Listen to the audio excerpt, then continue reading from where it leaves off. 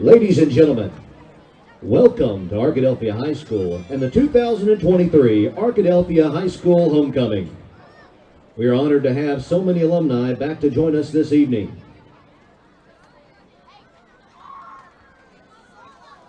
Now, ladies and gentlemen, let's welcome the 2023 Arkadelphia High School Homecoming Court. These 10 young ladies were selected by the student body of Arkadelphia High School to serve on the 2023 Homecoming Court. Your first homecoming maid.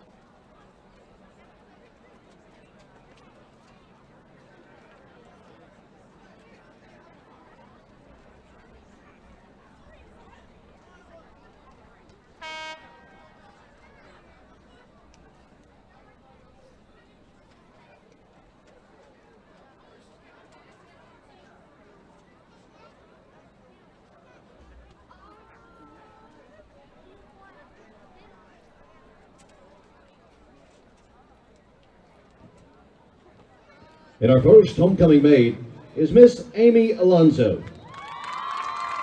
Amy is the daughter of Juan Alonzo and Ana Cervantes. She is being escorted by her father, Juan Alonzo. After high school, Amy plans to attend the University of Central Arkansas to pursue a major in nursing. She aspires to become a pediatric nurse. Miss Amy Alonzo.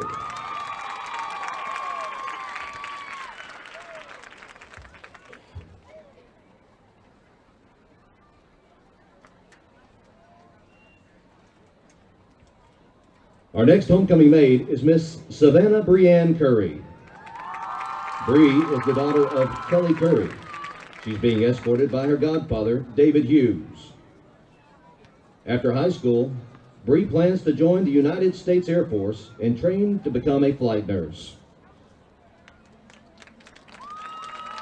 Miss Bree Curry.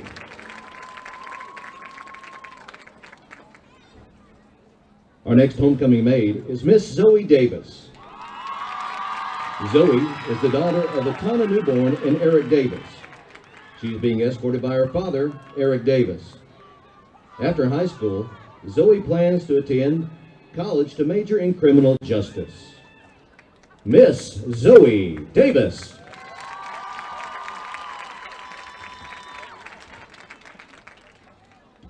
Our next homecoming maid is Miss Lexi Deal. Lexi is the daughter of Chris and Candace Deal. She's being escorted by her father, Chris. After high school, Lexi plans to attend the University of Central Arkansas to study pre-medicine, and she aspires to one day become a cardiologist. Miss Lexi Deal.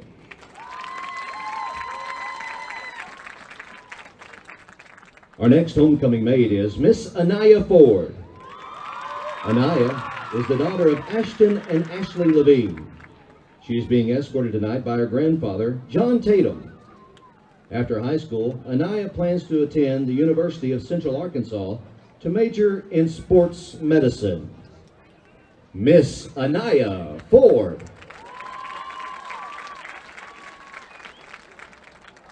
Our next homecoming maid is Miss Madison Hill.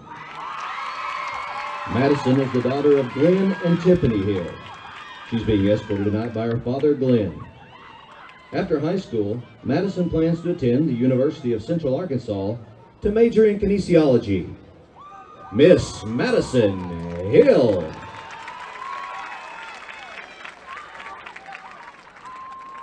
Our next homecoming maid is Miss Brett Allison McDill. Brett Allison is the daughter of Cindy Turnbow and Alan McDill. She's being escorted tonight by her father, Alan. After high school, Brett Allison plans to attend Ouachita Baptist University to major in elementary education with a minor in kinesiology. Miss Brett Allison McDeal.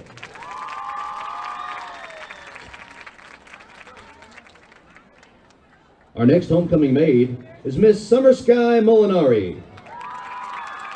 Summer Sky is the daughter of Tim and Kungwa Molinari. She's been escorted tonight by her father, Tim.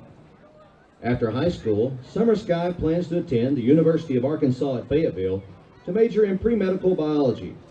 She then plans to attend UAMS to pursue a career in ophthalmology.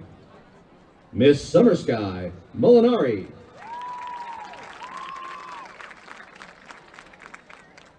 Our next homecoming maid is Miss Kate Turner. Kate is the daughter of Dan and Cindy Turner.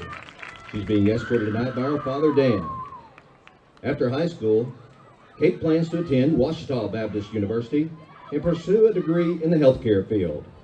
Miss Kate Turner.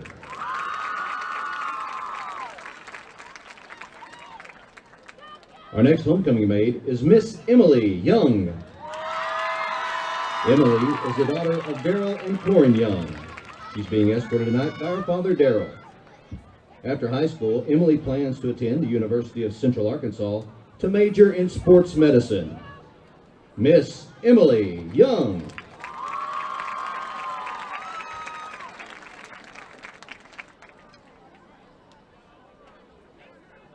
While we have them all there, folks, let's give one more round of applause to these 10 beautiful young ladies and your 2023 Arkadelphia High School homecoming court.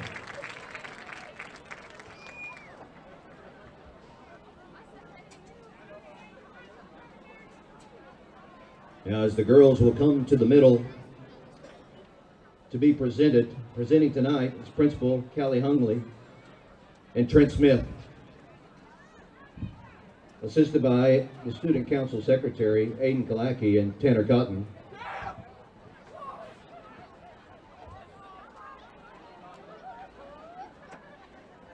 Your 2023 homecoming maid of honor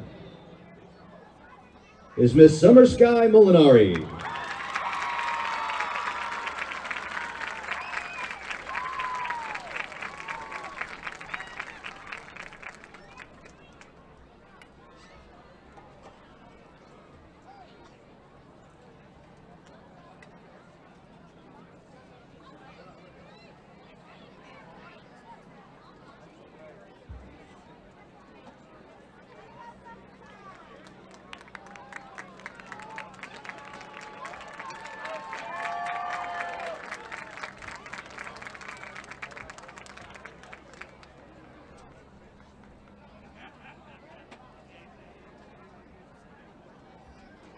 And now, ladies and gentlemen, your 2023 homecoming queen is Miss Kate Turner.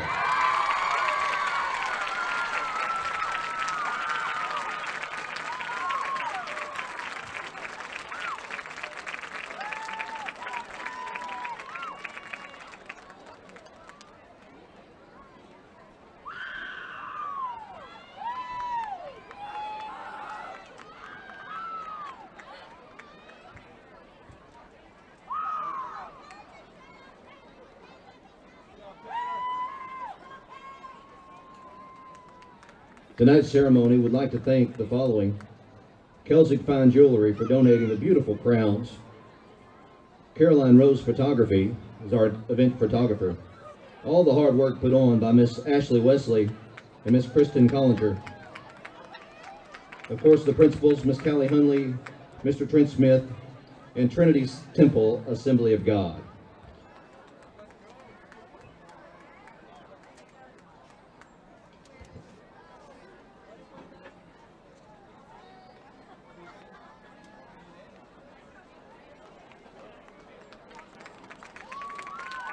Now give it up one more time, folks, for the 2023 Arkadelphia High School Homecoming Court Maid of Honor and Queen.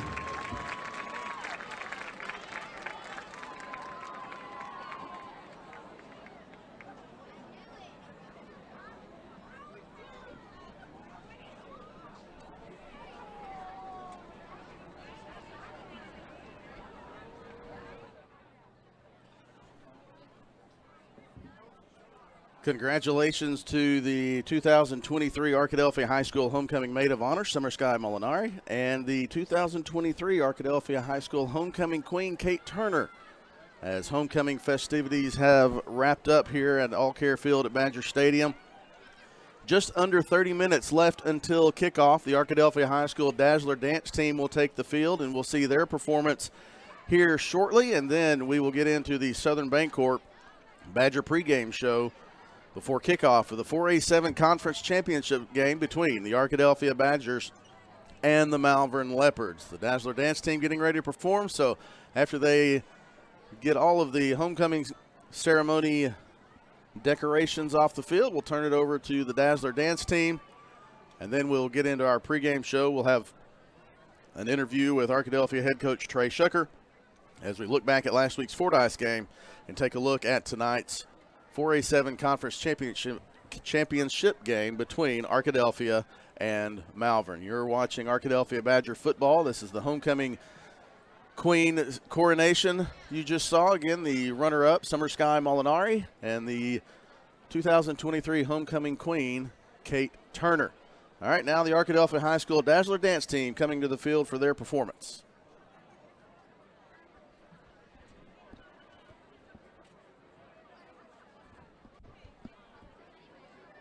You might notice a couple of different uniforms in the Dazzler Dance Team lineup. Those are our homecoming contestants, Zoe Davis and Anaya Ford, homecoming queen contestants. Ladies and gentlemen, and they are joining the rest of the Arkadelphia Dazzlers High on the field. Dazzlers.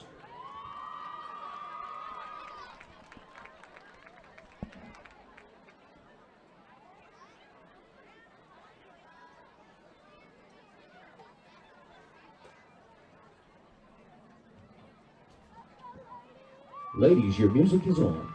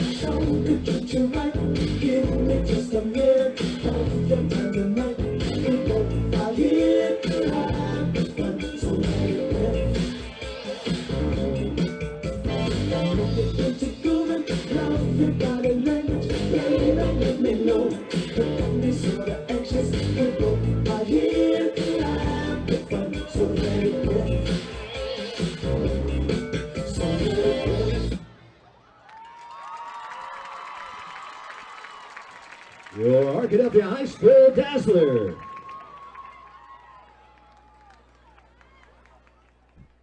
Was the Arkadelphia High School Dazzler Dance Team as they performed during pregame. This is the Southern Bancorp Badger pregame show. 25 minutes and 20 seconds remaining until kickoff of the 4A7 Conference Championship game between the Arkadelphia Badgers and the Malvern Leopards. Good evening, everybody. We're glad you're with it. It is a beautiful Friday night in Southwest Arkansas. We expect a large crowd.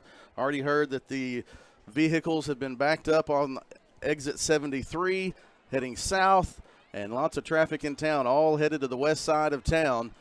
And the lights are bright, and so is the spotlight on tonight's game as the Arkadelphia Badgers and the Malvern Leopards battling for a conference championship.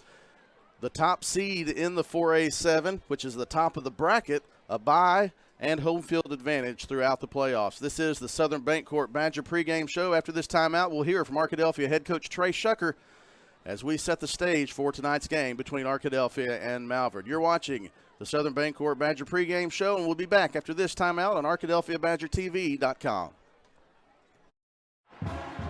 Great coaches know that success on the field takes more than just athletic ability. It takes a winning strategy. And at Southern Bancorp, we believe the same applies to banking. Whether you need competitive rates on loans and accounts to keep you in the game, or financial tools like credit counseling and homebuyer education to move the ball down the field, we can help. Visit banksouthern.com today and let's build your winning strategy. Southern Bancorp, wealth builders for everyone. Member FDIC, equal housing lender. Hey, I didn't order any pizza. Under perfect conditions, your car traveling at 65 miles per hour can stop in about 300 feet. That's the length of a football field. But a fully loaded tractor trailer, one that weighs 80,000 pounds, will take 2 football fields to stop. And that's if the driver is rested, paying attention, and the truck and load is properly maintained. If you're in an accident with a big truck, call 1-800-CAR-WRECK. Get the experienced team that's going to be on your side, by your side. Price & Company Insurance is the area's only trusted choice independent insurance agency. What is that, you might ask? An independent insurance agency works for you, the customer, and not the insurance companies. So the next time you're shopping for home, auto, business, life, or health insurance, we invite you to experience an unprecedented level of customer service and expertise. Call or click for a quote today.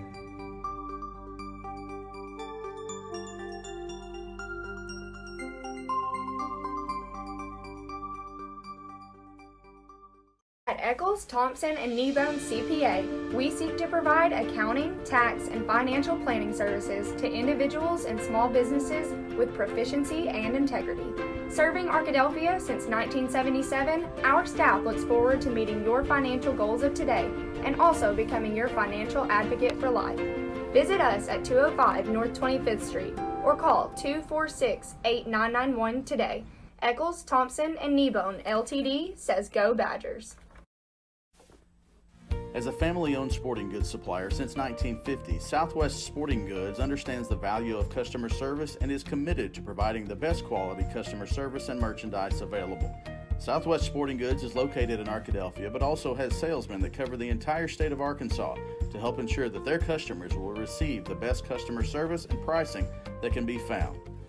Southwest Sporting Goods, located in downtown Arkadelphia, supporting the Badgers since 1950. Go Badgers! Turner Rogers Manning & Plyler CPA is a longtime supporter of the Arkadelphia Public School District. Turner Rogers Manning & Plyler has established a reputation for providing clients with outstanding services that include auditing, accounting, and tax and business consulting. Contact Turner Rogers Manning & Plyler today at 870-246-4563 or by visiting them at 305 Professional Park Drive in Arkadelphia. Turner Rogers Manning & Plyler says, Go Badgers! Doctors Gary and Rob Rucker are proud sponsors of this Arkadelphia Badger broadcast. Dr. Gary and Rob Rucker supporting the Badgers since 1996. Locally owned and operated, Welch Funeral Home has been serving the Arkadelphia community since 2005. Our goal at Welch Funeral Home is to offer every family that will allow us to serve them the most caring, dignified, professional service at the most affordable price. With over 40 years of experience in the funeral home industry, owner Tim Welch and Welch Funeral Home have also been longtime supporters of the Arkadelphia Badgers and Lady Badgers. Contact Welch Funeral Home at 870-230-1400 or visit them at 202 South 4th Street near downtown Arkadelphia. Welcome back to the Southern Bancorp Badger pregame show. Chris Babb with Arkadelphia head coach Trey Shucker. Coach, we have one segment tonight. We had homecoming festivities earlier, and so we'll make it a little bit longer with this one segment. But big game tonight, Arkadelphia and Malvern for a conference championship. It's a rivalry game. The belt is on the line. The Ouachita River Rumble belt from ASU Three Rivers. It's a mouthful. And then also you look at the playoff scenarios. The winner gets the top seed and 1 seed, and you know, all of us on the outside can look at all of that stuff. But I would imagine inside that field house, the focus is making sure that the players and coaches just do the best they can to treat it like any other game. Is that fair? Is that a fair statement? That's a fair statement. I think it's also fair that you could have summed it all up by just saying everything is on the line. There you go. That's right. Yeah. But yeah, no, it's another game. Yeah. Yes, it's a big game. There's a lot of things that come along with it. But it's at the end of the day, it's another game. It's a 4-quarter game that we've got to be prepared for. And I thought we've had a really good week of practice. We've got good game plans going in that we feel really good about in every phase of the game. There's not a situation where we're like, well, this can happen and we don't really need it to. No, we feel good about it. We've had a really good week. Our coaches have been really steady. Our coaches have done a really, really good job of making sure our kids are prepared, especially just throughout the course of the ebbs and flow of the season. Our coaches have done a really good job of maintaining poise and making sure that is also translated over to our players. So our players have done a really good job this week as well, and I don't think our players have built it up more than what it is, and they don't need to. We try not to let that happen. We told them stay off the social medias. Yeah. Don't get bought into all that. Worry about the 4 walls of this field house and then the 2 sidelines of the football field, and everything else will take care of itself. We'll come back to the Malvern game, but let's talk about last week. A non-conference game. Excuse me, been a long week. At Fordyce.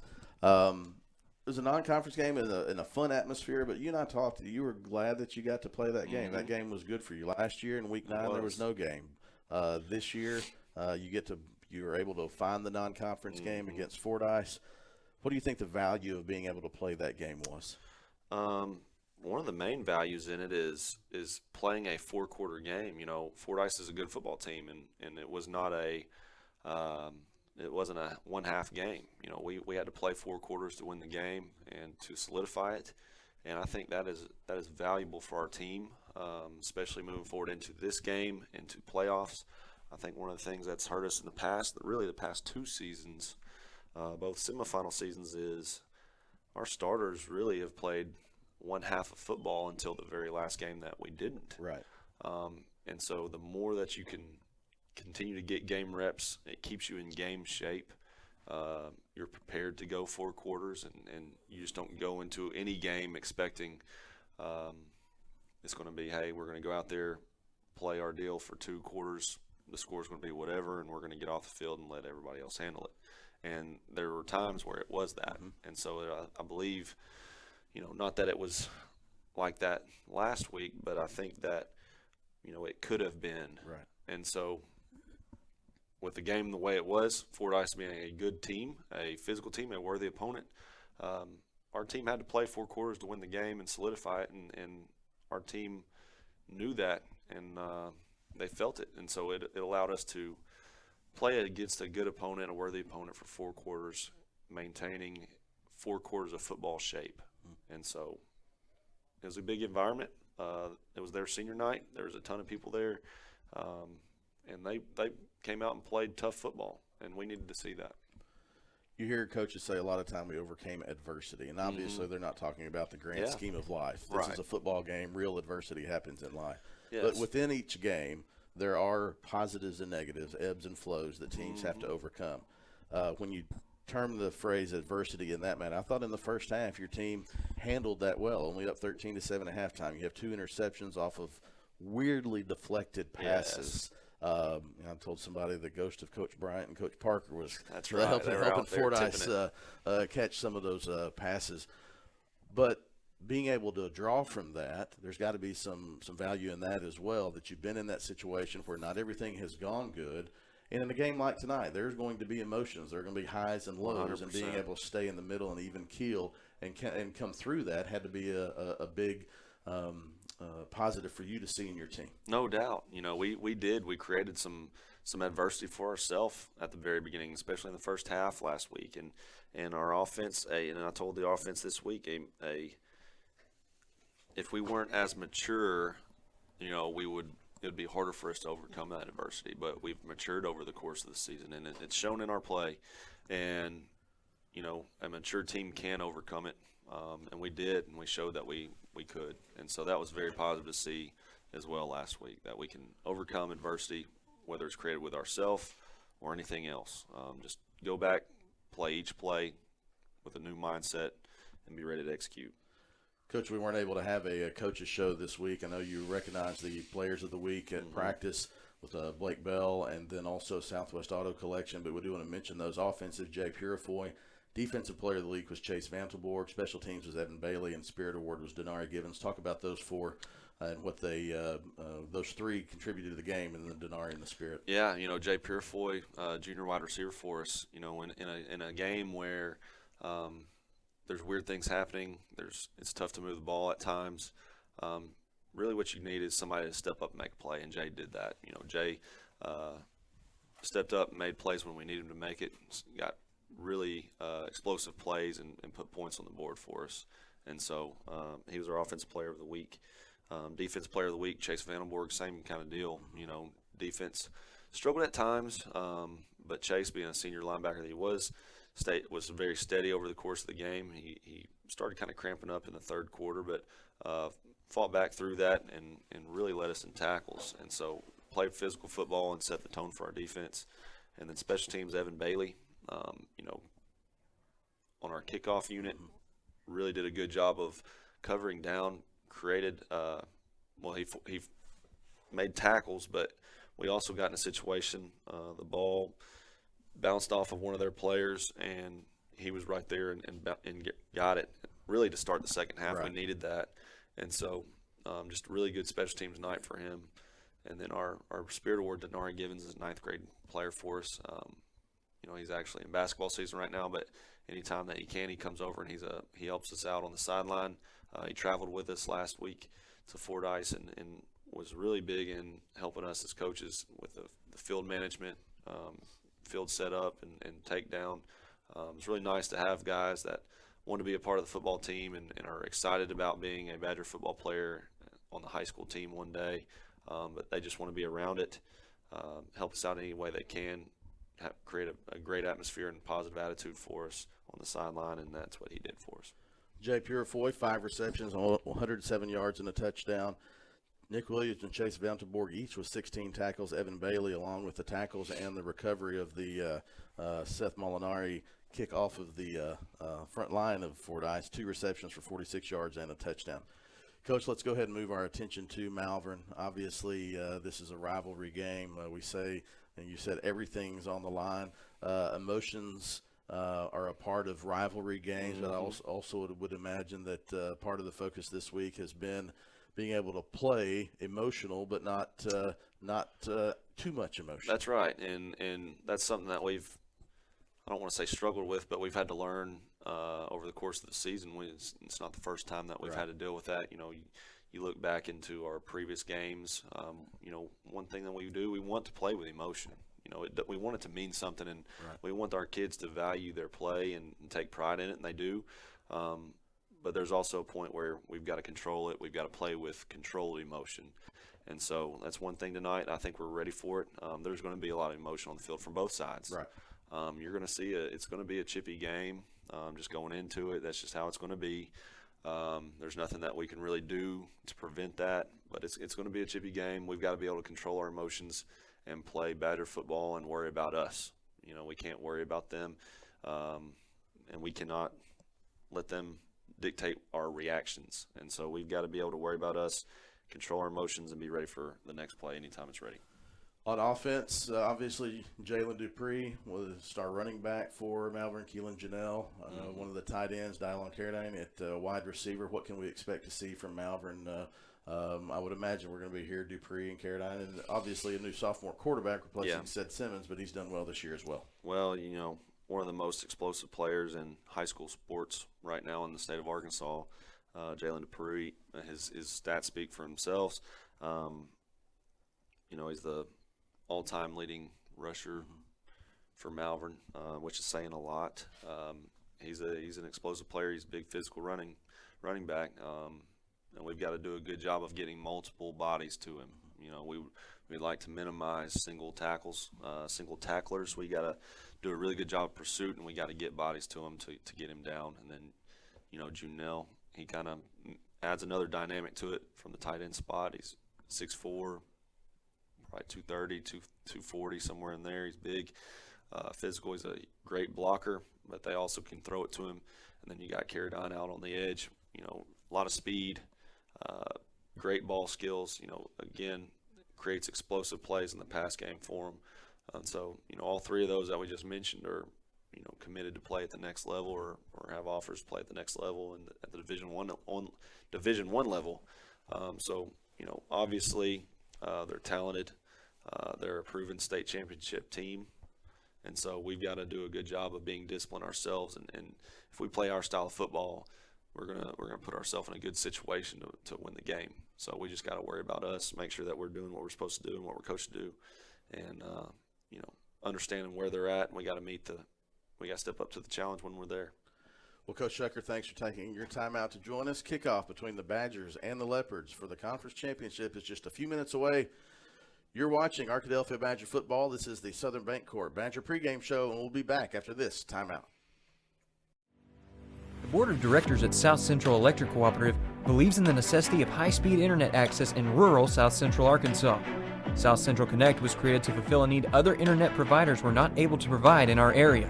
South Central Connect, through our local cooperative, brings the necessity of internet service to your house, much like they did electricity in the 1930s. Sign up today at southcentralconnect.net or call 855-269-3429. Arkadelphia Tire and Outfitters is locally owned and operated by James and Tara Rollins, who were both raised here and continue to be active in our community. Arkadelphia Tire and Outfitters offers a variety of services from engine and transmission replacements to brakes, front end alignments, tire repair and replacement, and engine diagnosis on most makes and models. Stop by Arkadelphia Tire and Outfitters at 1802 Pine Street or give them a call today at 870-210-5269. Supporting Arkadelphia for years, Arkadelphia Tire and Outfitters says, "Go Badgers." You belong at Patterson Federal Credit Union. No matter your financial needs, Patterson has products to help. We offer all types of accounts, savings, Christmas club, and a variety of checking accounts, including one specially tailored to teenagers. Certificates and IRAs are also available. If you're in need of a loan, we can help you with auto, recreation, personal, and home loans. Patterson Credit Union has several strategies to help build or repair credit, including our own credit card program, credit builder loans, and financial counseling.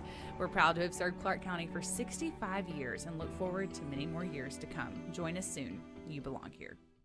Whether you realize it or not, you see the work of bats and signs all around Arkadelphia.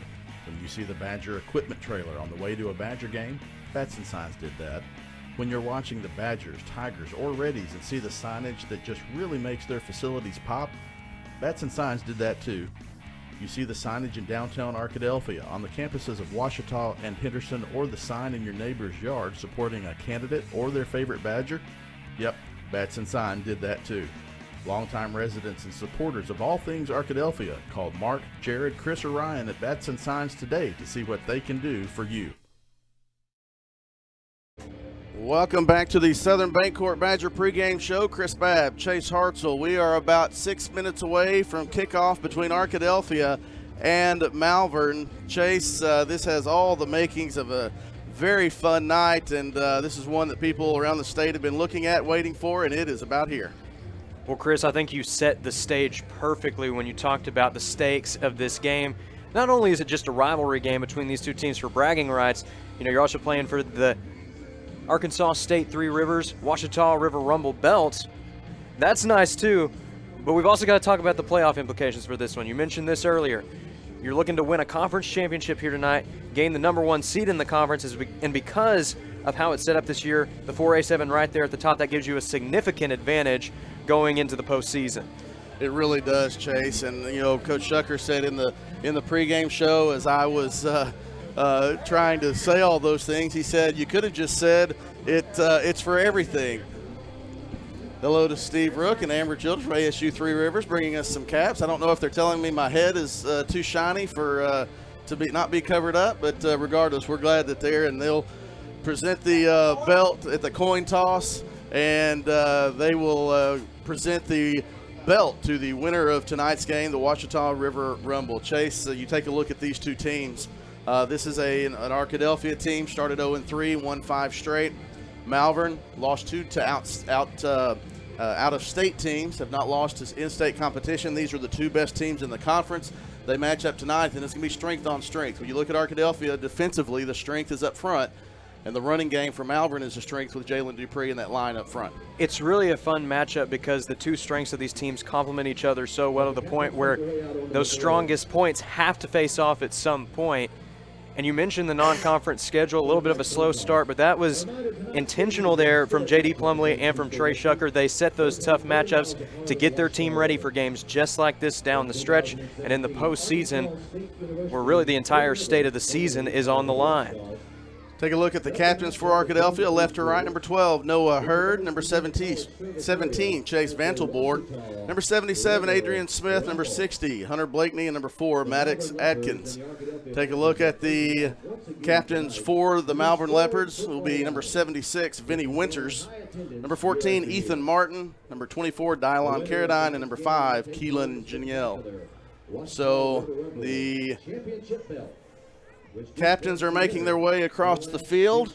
The Badgers are ready to come from behind their flag. We're about 3.5 minutes away. And Chase, what do you think one of the keys is at the beginning of this game for Arkadelphia?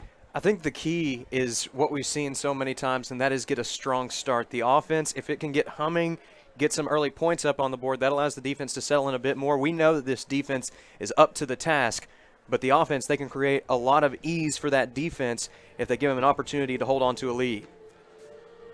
Landon Trusty is the head referee.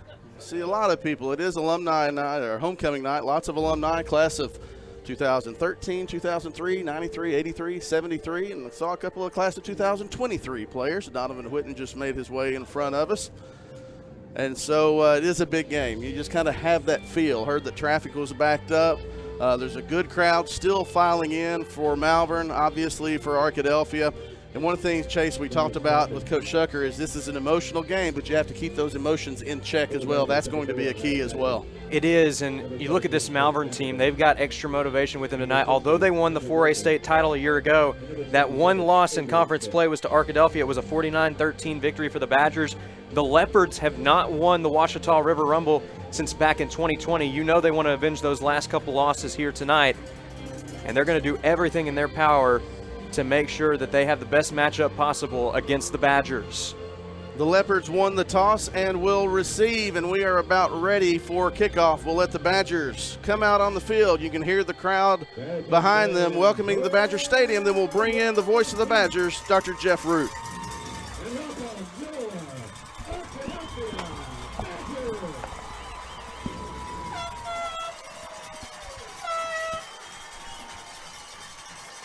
Oh, what a night for homecoming. Beautiful weather. Chase, this is as good as it gets. 2 great teams playing for a conference championship. Homecoming in Arkadelphia. All kinds of folks back for homecoming tonight. It doesn't get much better than this, Jeff. You look around at us right now. It reminds me a lot of last year where we said this feels more like a college game than a high school game out here. Both sides brought great representation. Both are fired up with a game that has a conference title on the line, postseason implications out the wazoo. It's going to be a fun matchup between 2 squads who know each other very well. They have a lot of history with each other. It's bragging rights, it's seeding, and it doesn't help that there's a trophy for the winner at the end of the game as well. Malvern will receive the kickoff and get started on offense first tonight. And Chase, that's a very important thing because this is an amazingly powerful offense with a wonderful, wonderful running back to lead the way, but also a good sophomore quarterback. That is true. Jalen Dupree had a lot of success last year. He was the key to success on the road to that state championship game, just committed to Colorado State this summer, a Division I program. You know he's going to want to make an impact here, but also seeing a lot of other players on the offense step up. He's not the only Division I player out there. It's going to be interesting to see what the Leopards start out with, what the game plan is, because they've got a lot of weapons at their disposal. Tristan Miles deep to receive this kickoff. Along with him is Tavion Clegg. Mr. Clegg is the second running back that we'll see tonight for Malvern. The first one is going for 2,000 yards on the season. He's got, though, 507 yards rushing as an offensive player, only a junior. And this guy is averaging 9 yards per carry. So really deep, good running backs for Malvern, led by one of the best in the state in Marcus Dupree. Arkadelphia sets up for the kickoff, and we're ready to go tonight. Huge crowd on the home side, very large crowd on the visitor side coming over from Malvern. Short kick returned from the 20-yard line up to the 25, hit there and brought down immediately. Good kick coverage to get started for Arkadelphia. And that's where the success has started with the Badgers this season. It started with the special teams unit, Seth Molinari, with a solid kickoff there and a great job there to contain the returner before he even had a chance of trying to turn upfield. Both teams undefeated in conference play, both playing with a lot of offense. Arkadelphia has actually scored more points than Malvern in the conference season, but Malvern has easily dominated their games as well, and they took on a Nashville team and beat them in a closer game than Arkadelphia had against Nashville. But Nashville has improved as a team since early in the season. Here's a handoff and a running play, and there's a big gainer. He's up to the 35, to the 50. All the way down the sideline and to the 20, to the 10 on the first play from scrimmage. Marcus Dupree, Jalen Dupree. I went back a few decades when I said Marcus Dupree, didn't I? Jalen Dupree makes a great run with some good blocking. He wasn't touched until he got inside the 5. They tackled him at the 1. Arkadelphia trying to change personnel quickly here, getting the goal line defense set up out there, but Jalen Dupree, excellent job there getting to the outside. He's got such great open field speed that when his offensive lineman opened up that opportunity, it was off to the races. Looked kind of like Marcus Dupree if you got enough history to remember that guy. And so Jalen Dupree sets up in the backfield. Looks like they might go with a direct snap to Dupree. And they do. He'll grunt to his right, cut back to the left, and get into the end zone with the score. Dupree with the touchdown, and Malvern in 2 plays has had a drive of 74 yards for a touchdown. Well, we knew that Jalen Dupree was going to be a factor in this game coming in. Maybe not anticipating they'd have this kind of impact this soon, but an excellent run and gets to finish off the drive with a quick score, and the Leopards draw first blood in this intense rivalry matchup. Extra point attempt coming for Malvern. This is Josel Martinez, and his kick is up and good. So it is Malvern 7, Arkadelphia yet to receive the ball. 10:56 left in the first quarter. That didn't take long at all. It's 7-0 Malvern, and we're going to be back with more momentarily when we see Arkadelphia take the ensuing kickoff. This is Arkadelphia Badgers football. R&T Dixon's Exxon stores are proud to sponsor this Arkadelphia Badger broadcast. Locally owned and operated by Randy and Tanya Dixon, we welcome you to visit one of our Arkadelphia locations located at each I-30 exit or our new Tiger Mart store located on 10th and Pine in Arkadelphia. R&T Dixon's Exxon stores say, "Go Badgers." Well, a great trap block at the line of scrimmage. Dupree was able to hit the secondary and outrun the secondary until he got to inside the 5. The ball came down at the 1-yard line as he bounced into the end zone on that long run. Really outstanding block set that up. Not just a great running back, but some offensive linemen doing their job on the first play from scrimmage. Now Malvern is set for the kickoff. Arkadelphia would like to take it down the field and tie this one up. We are early in the first quarter, a 2-play scoring drive for Malvern, and Arkadelphia now has the ball from its own 13-yard line up to the 20-yard line, beating a tackler to the 30-yard line, to the 35, and out of bounds near the 45-yard line goes Nick Williams. Williams able to get some good blocks out to the right side, and he's got some underrated speed, especially when he hits the sideline, able to get some good spacing there, and the Badgers in pretty good shape here to start out the first drive, getting up close to the 45-yard line. They'll call it the 44. So from the 44, Arkadelphia with a first down and 10. To the line of scrimmage come the Badgers. Cade McBride at quarterback in the shotgun. Tight formation. They'll send Purifoy in motion, though, to the wide side of the field, top of your screen. McBride will hand off on first down. They'll try to go wide, but Buckley will not be able to get by 2 blockers, and they'll throw him for a 4-yard loss back to the 40. Well, the first man to make contact there for the Leopards was Angel Perez. That slowed down Buckley to the point where he couldn't get much further before there were several more Leopards there to assist their teammate.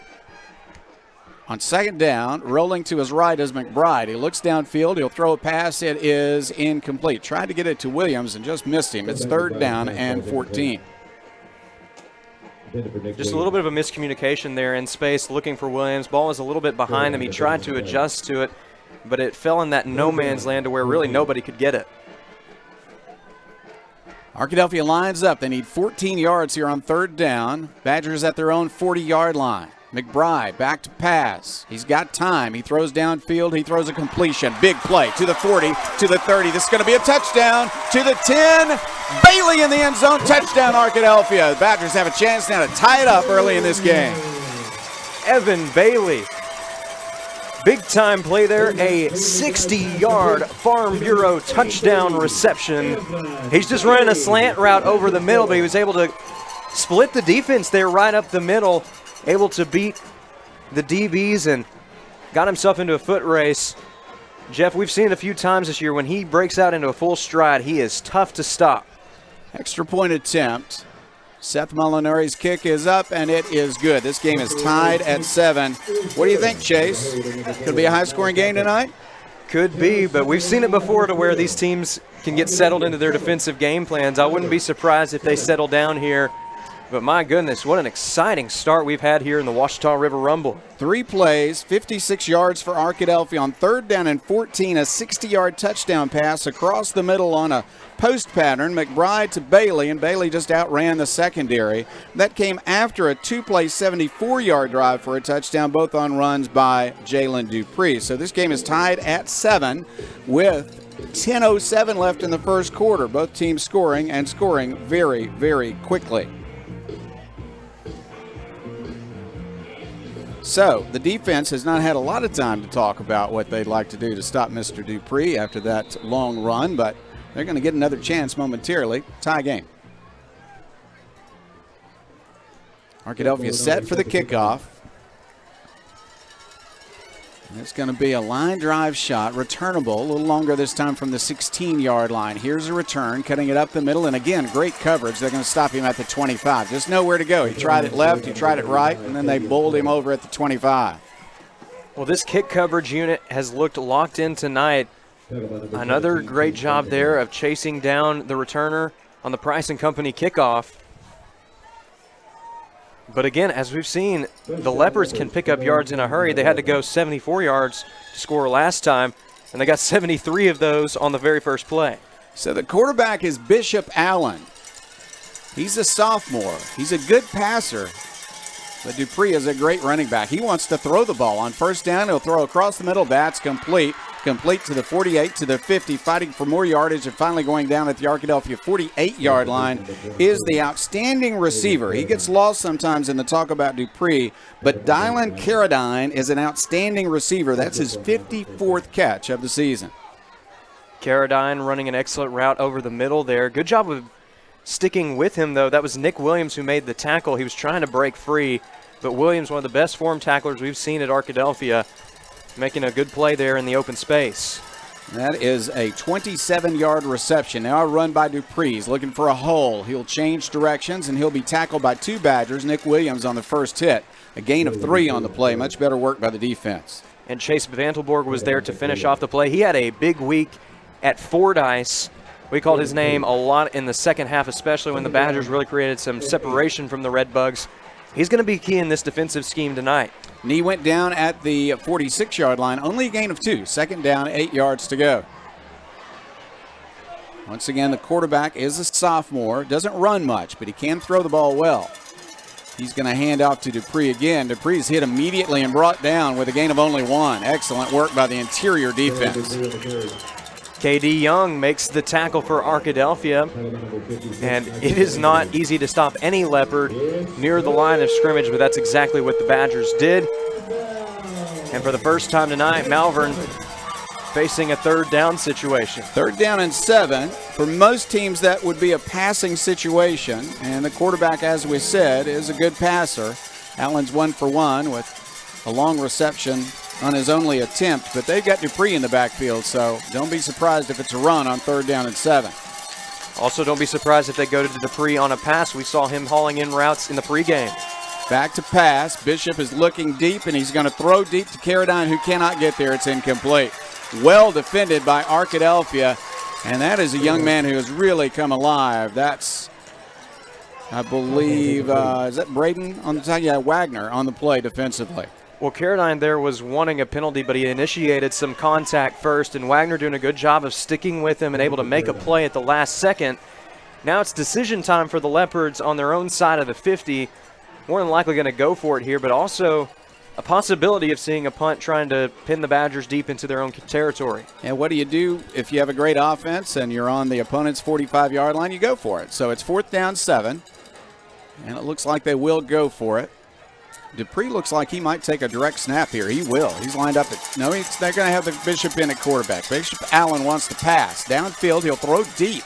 2 defenders down there, but it's caught by Carradine, who turned around and made a beautiful catch at the 11-yard line. 2 defenders were there, but they couldn't find the football.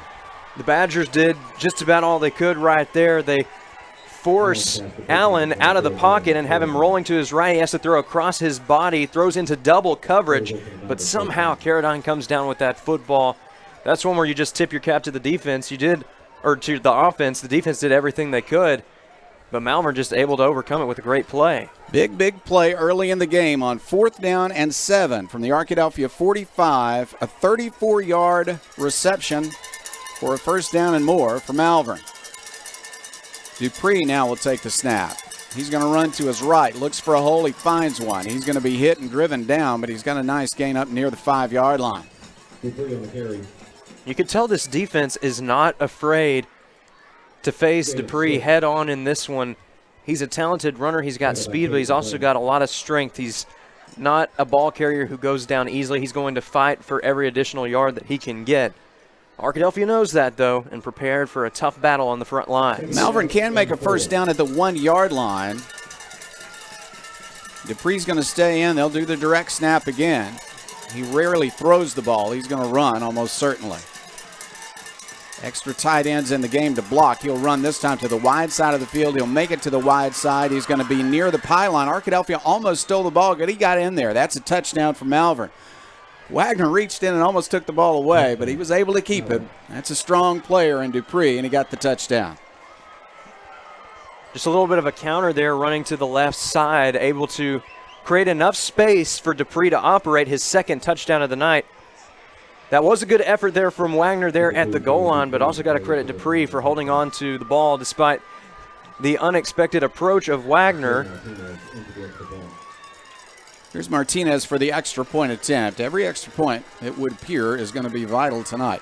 Kick is up, and the kick is right down central. So it is Malvern 14, Arkadelphia 7, with 6:28 left in a very active first quarter. Malvern has had the ball twice. They have scored twice. Arkadelphia has had it once. Arkadelphia scored on that possession, and the Badgers will have it back when we come back. This is Arkadelphia Badgers football. Everyone's known for something. Ours is simple.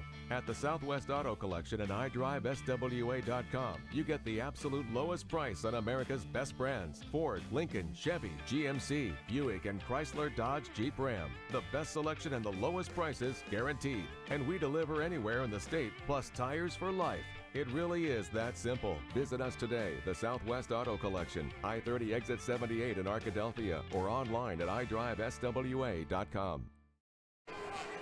Dupree got his second touchdown of the night, but you can credit that drive to Carradine, the receiver. Outstanding play, double coverage. Good pass by his sophomore quarterback, and he came down with it in a crowd. High kick, returnable, and it's going to be returned by Wagner. He's running, now cutting upfield. He's up to the 30. This is a good run to the 35, to the 40, and he'll go down at the 43-yard line. He is becoming quite a force for Arkadelphia defensively and on kick returns. Well, Wagner stepped up into a leadership role after some injuries early in the season in the secondary, but he has stepped up to the task time and again. He's had some good returns, setting up the Badgers in great field position as we just saw, but he's also made some big plays such as pass breakups and interceptions in crucial situations for that Badger defense. Good field position for Arkadelphia at its own 43-yard line. They want to run on first down. Right up the middle for a gain of a couple is going to be Kyle Reed. We've talked about Dupree quite a bit tonight, but Arkadelphia's got a good 1-2 punch in its own right at running back. You've got D'Angelo Buckley and Kyle Reed. These two feed off each other very well. We saw that last week in Fordyce. When one got the big gain, if they weren't ready to go, the other was right there to finish off what the other started. Pickup of 3. Arkadelphia will set up. Heavy to the wide side of the field. They're going to pitch it that way. Reed looks for a hole. He's going to find a small one and make some yardage up to the 49-yard line. That's a gain of 3 more. 3rd down and 4 coming. This is a second, 3rd down situation that Arkadelphia has faced tonight. Hoping for results similar to the one that we saw the first time, a 60-yard touchdown reception for Evan Bailey. On 3rd down, Arkadelphia will have an empty backfield. Back to pass, throw to the flat. There's a catch for a 1st down and more. To the 40, to the 35-yard line. Good play, and Arkadelphia has a 1st down. Maddox Atkins on the catch. Atkins, another player that's stepped up in the wide receiver corps for Arkadelphia this year. He's been quiet at times, but he always seems to make those plays that keep drives alive. We'll see if he can continue to make those plays as we go forward tonight. Handoff. This is Buckley this time, but he's hit by 3 Leopards, and they're going to stop his forward progress near the line of scrimmage. Buckley in at running back. He splits time, of course, with Kyle Reed. Tackle by number 52, Akir Smith. This is a formidable defensive front for Malvern. Arkadelphia has had its fair share of challenges in the trenches, facing off against the likes of Texarkana, Hot Springs, and Camden Fairview in the non-conference season. That prepares you for situations just like this. 3 receivers to the short side. They block. Out of the backfield will come Nick Williams, or he was lined up wide, but he backed up and caught the pass and got some yardage. They're going to spot the ball at the 26-yard line. 3rd down coming. The Badgers still need 2 more. 3rd down and 2. Arkadelphia with a 3rd down and 2 yards to go. 4-down territory, though, you'd have to say. Long look at the defense. The quarterback, McBride, rolls to his right. He wants to pass. He'll throw a short pass. It's complete to the 15-yard line. There were defenders there, but it was a very fine pass. Caught by Purifoy. And Purifoy there doing an excellent job of extending, making sure he had the Welch Funeral Home 1st down. He had it by a few yards, but still a smart play there. He wasn't certain, so he tried to extend himself as far as he could because he knew the defenders were closing in. 1st down, 10 yards to go. Arkadelphia at the 13-yard line of Malvern as Arkadelphia tries to tie it up. Arkadelphia will fake a handoff. McBride will run it. Good run by McBride to the 5, to the goal line. Touchdown, Arkadelphia. 13-yard touchdown scamper for the senior quarterback, Cade McBride. His 2nd touchdown tonight, 1st time on the ground. He is so good at that option keeper. The defense was zoned in on the running back 1st time. It was a quarterback keeper for Cade McBride tonight. And the Badgers able to catch the Leopards napping for a Farm Bureau touchdown. Extra point coming. Let's see. I think we've got a penalty here. They're going to move the ball back. Have they nullified the touchdown? No? Yeah. Well, the scoreboard's still showing 14-13, but they have nullified the touchdown. Goodness gracious. Arkadelphia now setting up at the 19-yard line. Didn't see what the call was. Back to pass. McBride. He'll throw across the middle. That's caught, and that's a touchdown. All right. I was less dramatic on that call, but it still counts. That's a touchdown for Arkadelphia. Well, how do you respond to a situation like that? You just go out and do the game plan anyways. Evan Bailey with his 2nd touchdown reception of the night. He's been a difference maker in this one early. Cade McBride also doing a great job there of responding to the adversity, sticking to the game plan, and it works out for the Badgers in the end. McBride to Bailey twice for touchdowns tonight. Extra point attempt is up, and it is good, and this game is tied. Arkadelphia 14, Malvern 14. Each team has had the ball twice. Each team has scored twice. 3:54 left. We're in the 1st quarter of this very exciting championship game for the 7-4A conference. This is Arkadelphia Badgers football. Contact agent Jake Knight at Pennington Insurance on Pine Street in Arkadelphia to see how they can help you with your insurance needs. Pennington Insurance has been locally owned and operated in Arkadelphia for 85 years. Jake is a proud Badger alum playing football and baseball at Arkadelphia. Call us today at 870-246-3700 Or come see us at 2401 Pine Street to talk about your insurance needs. That's Agent Jake Knight at Pennington Insurance. It was such a good fake by quarterback Cade McBride that our camera got faked out a little bit, so you may not have been able to catch that touchdown pass, but it was great timing right across the middle. Bailey caught it at the 2-yard line, easily stepped in for the touchdown. Second time that those seniors have connected tonight. It's shaping up to be a special night for McBride as well as Bailey. Couldn't ask for more action in the first quarter. 4 possessions, 4 touchdowns, 14-14. A return again, and Arkadelphia defends it well again.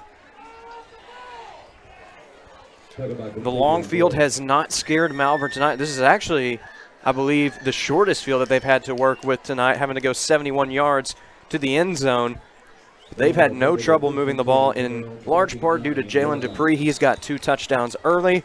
We'll see if they go back to their star running back here on drive number 3. And a really fine 4th down completion on a deep throw from Bishop Allen, the quarterback, to Dylan Carradine.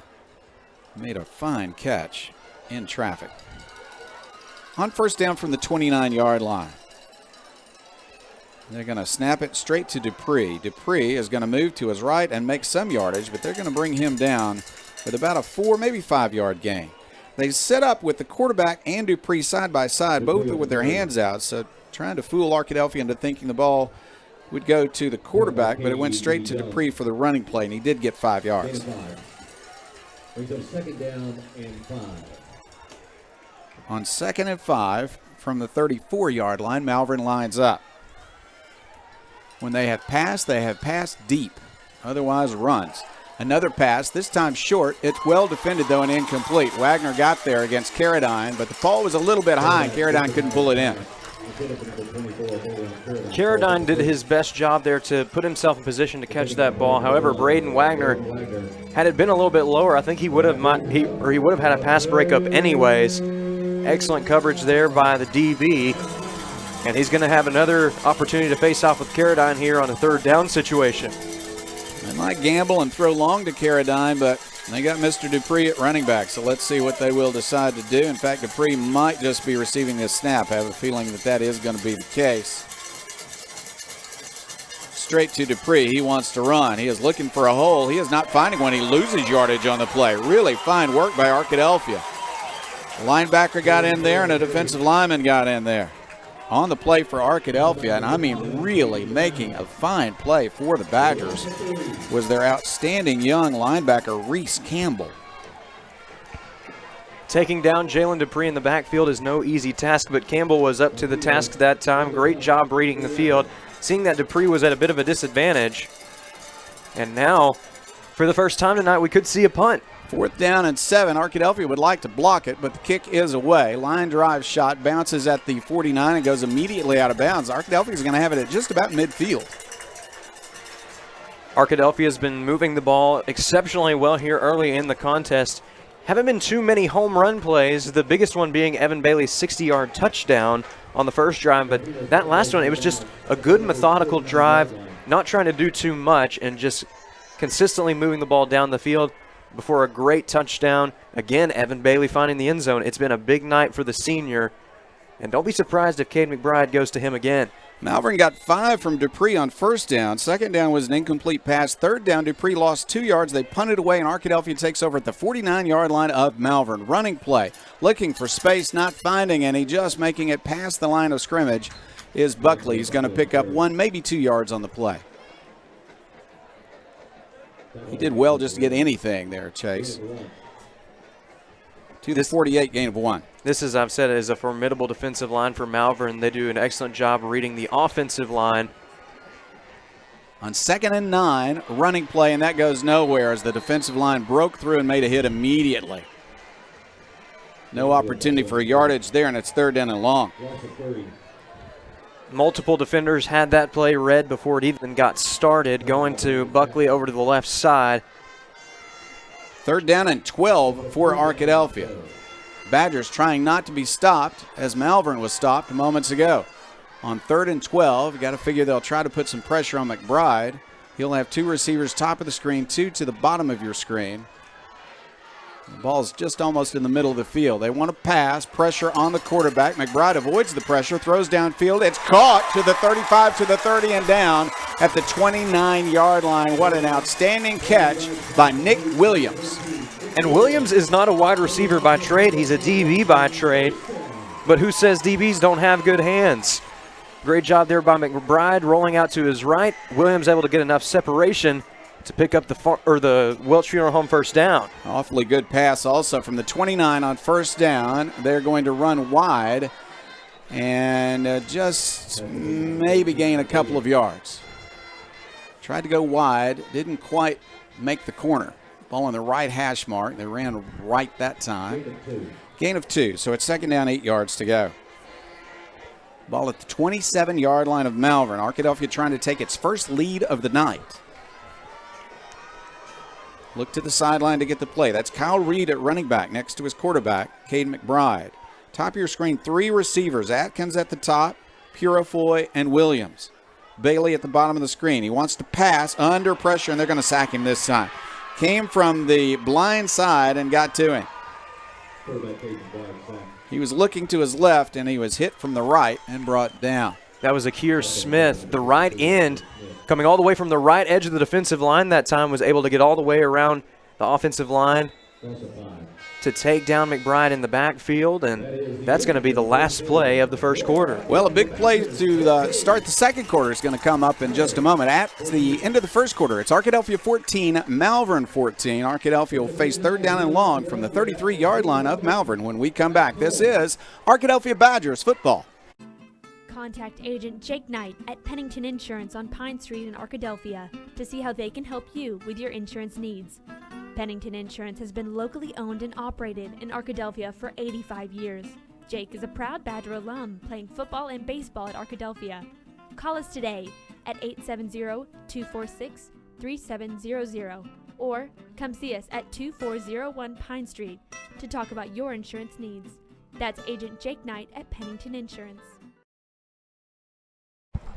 Third down, 14 yards to go for Arkadelphia. The Badgers moments ago converted on a 4th and 12. Now they got third and 12. Now they got 3rd and 14.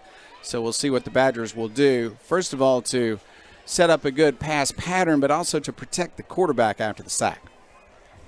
To wrap up the first quarter, again, it was Akir Smith who just did an excellent job there of getting off of his block, able to run all the way around the edge from the right end position to the left side of the offensive line where he took down McBride. Just a great play there. Reed is the running back to the left of McBride. McBride throwing the ball under pressure, hit very hard as he threw it. Did Atkins get to it? Not quite. He dove for the ball but couldn't pull it in right at the first down marker, so 4th down is coming. Just glad to see McBride get up. He was hit very hard on that play. Well, he's a tough quarterback, and he sat in the pocket till the very last second. Thought he might have a small window to get it to Atkins, but the Leopards secondary doing a great job there to clamp down the wide receiver. A lot of early success from McBride, so Malvern has decided to put pressure on him with blitzes, and they've had some success the last couple of plays. We'll see what they'll do on 4th down. It's 4th down, 14 yards to go for Arkadelphia. Empty backfield. McBride, facing a major rush, is in trouble and will not get past it. He's going to be sacked at the 40-yard line. Just no chance against that many players coming after him. He had about 6 guys coming to the quarterback, and they converged on him at the 40-yard line. So Arkadelphia loses 7 on 4th down, and Malvern will take over at its own 40. Well, that time they sent D'Angelo Buckley wide as a wide receiver, gives McBride another target downfield, but it also takes away a man to block for him. Although even with Buckley in position that time, I don't think the Badgers would have been able to stop the defensive rush there of Malvern. Just an excellent play call in the opportune moment, and the Leopards have forced a turnover on downs. On first down, Dupree runs to his left, looking for space. He's going to step out of bounds. And there is a short gain. There was a little bit of contact after we went out of bounds, and Dupree went down, but there wasn't much contact, and there is no flag on the play. So the gain is up to only the 42-yard line, a pickup of only 2, 2nd down and 8. After that long run, Dupree has had much more trouble breaking through this defense. Not that he's not capable. He is an outstanding running back, averaging well over 200 yards per game. If he hits that tonight, he'll hit 2,000 yards for the season.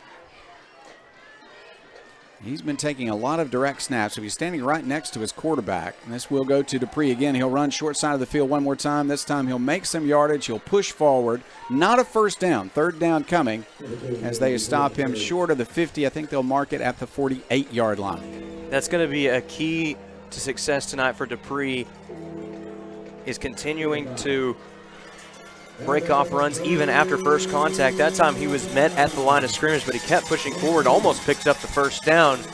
Instead, it's going to be a 3rd and short situation for the Leopards. The Leopards actually huddle on this play. Will they try something dramatic on 3rd down and 2, or will Dupree just simply run and try to make this first down? Badgers line up. No safeties are deep. 2 receivers wide side, bottom of the screen. They want to throw it, and he's got an open man, and he hits him. To the 35, they're going to tackle him at the 30-yard line. Dupree had thrown a couple of passes earlier this year and had not completed one, but that time he had a wide-open receiver, and it was complete for a nice gain and a first down. We were wondering if they were dialing something up, and indeed that was the case. The Leopards do a good job there of faking the run by putting 2 extra blockers on the right side. You think it's going to be a strong side run. Instead, Dupree just loops the ball over the top and finds Keelan Juniel. Excellent catch there, and he's got enough for the first down and then some for the Leopards. Gain of 22 on the play to the Arkadelphia 30-yard line. We're tied at 14. Malvern with the possession now, trying to regain the lead. Dupree will run to the right side. He'll cut up the middle of the field, and he's going to score a touchdown. Just beautiful blocking by the lineman and a wide receiver to open up the secondary, and Dupree sprints. Once he's in full stride, he's hard to catch.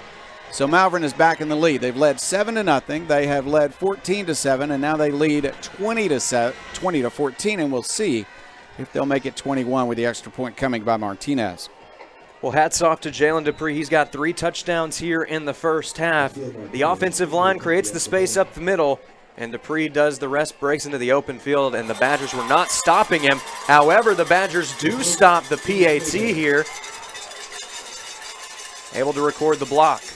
And so with the block, it's a 6-point game. You heard the crowd. They know that every extra point is important, Chase. And certainly now with a 6-point lead, Arkadelphia has the opportunity to try to drive down, get a score, and take its first lead of the game by making an extra point. Great opportunity to do that right here. The Malvern defense settled in on that 3rd drive, but we'll see if Arkadelphia has a little bit of a counterattack now that the Leopards think that they've got the game plan down. Maybe try to mix things up a bit. 9:59 left. We're in a very exciting first half here in Arkadelphia. Championship game. Both teams undefeated in conference play. The winner will not only have a conference championship, they'll have a great advantage in the playoffs, as they will have a run of home games to get these playoffs moving beginning next week, and a bye, in fact, for next week. So the loser's still got a number 2 seed, awfully good, but you want to win that conference championship when you have an opportunity, and both teams have an opportunity tonight. Arkadelphia set to receive the kickoff. Badgers have had good field position with some good kickoff returns. Here is a high kick. It is returnable from the 19-yard line. Coming up the field to the 20, crossing the field and looking for space and not finding any this time is Wagner. They're going to bring him down at the 22-yard line. He was looking for a gap to cut up field and just never found one. Well, Wagner is an excellent returner, especially when he gets out in space to the outside. We saw that a few times at Waldron, where he had some significant punt returns that set up the Badgers in excellent field position.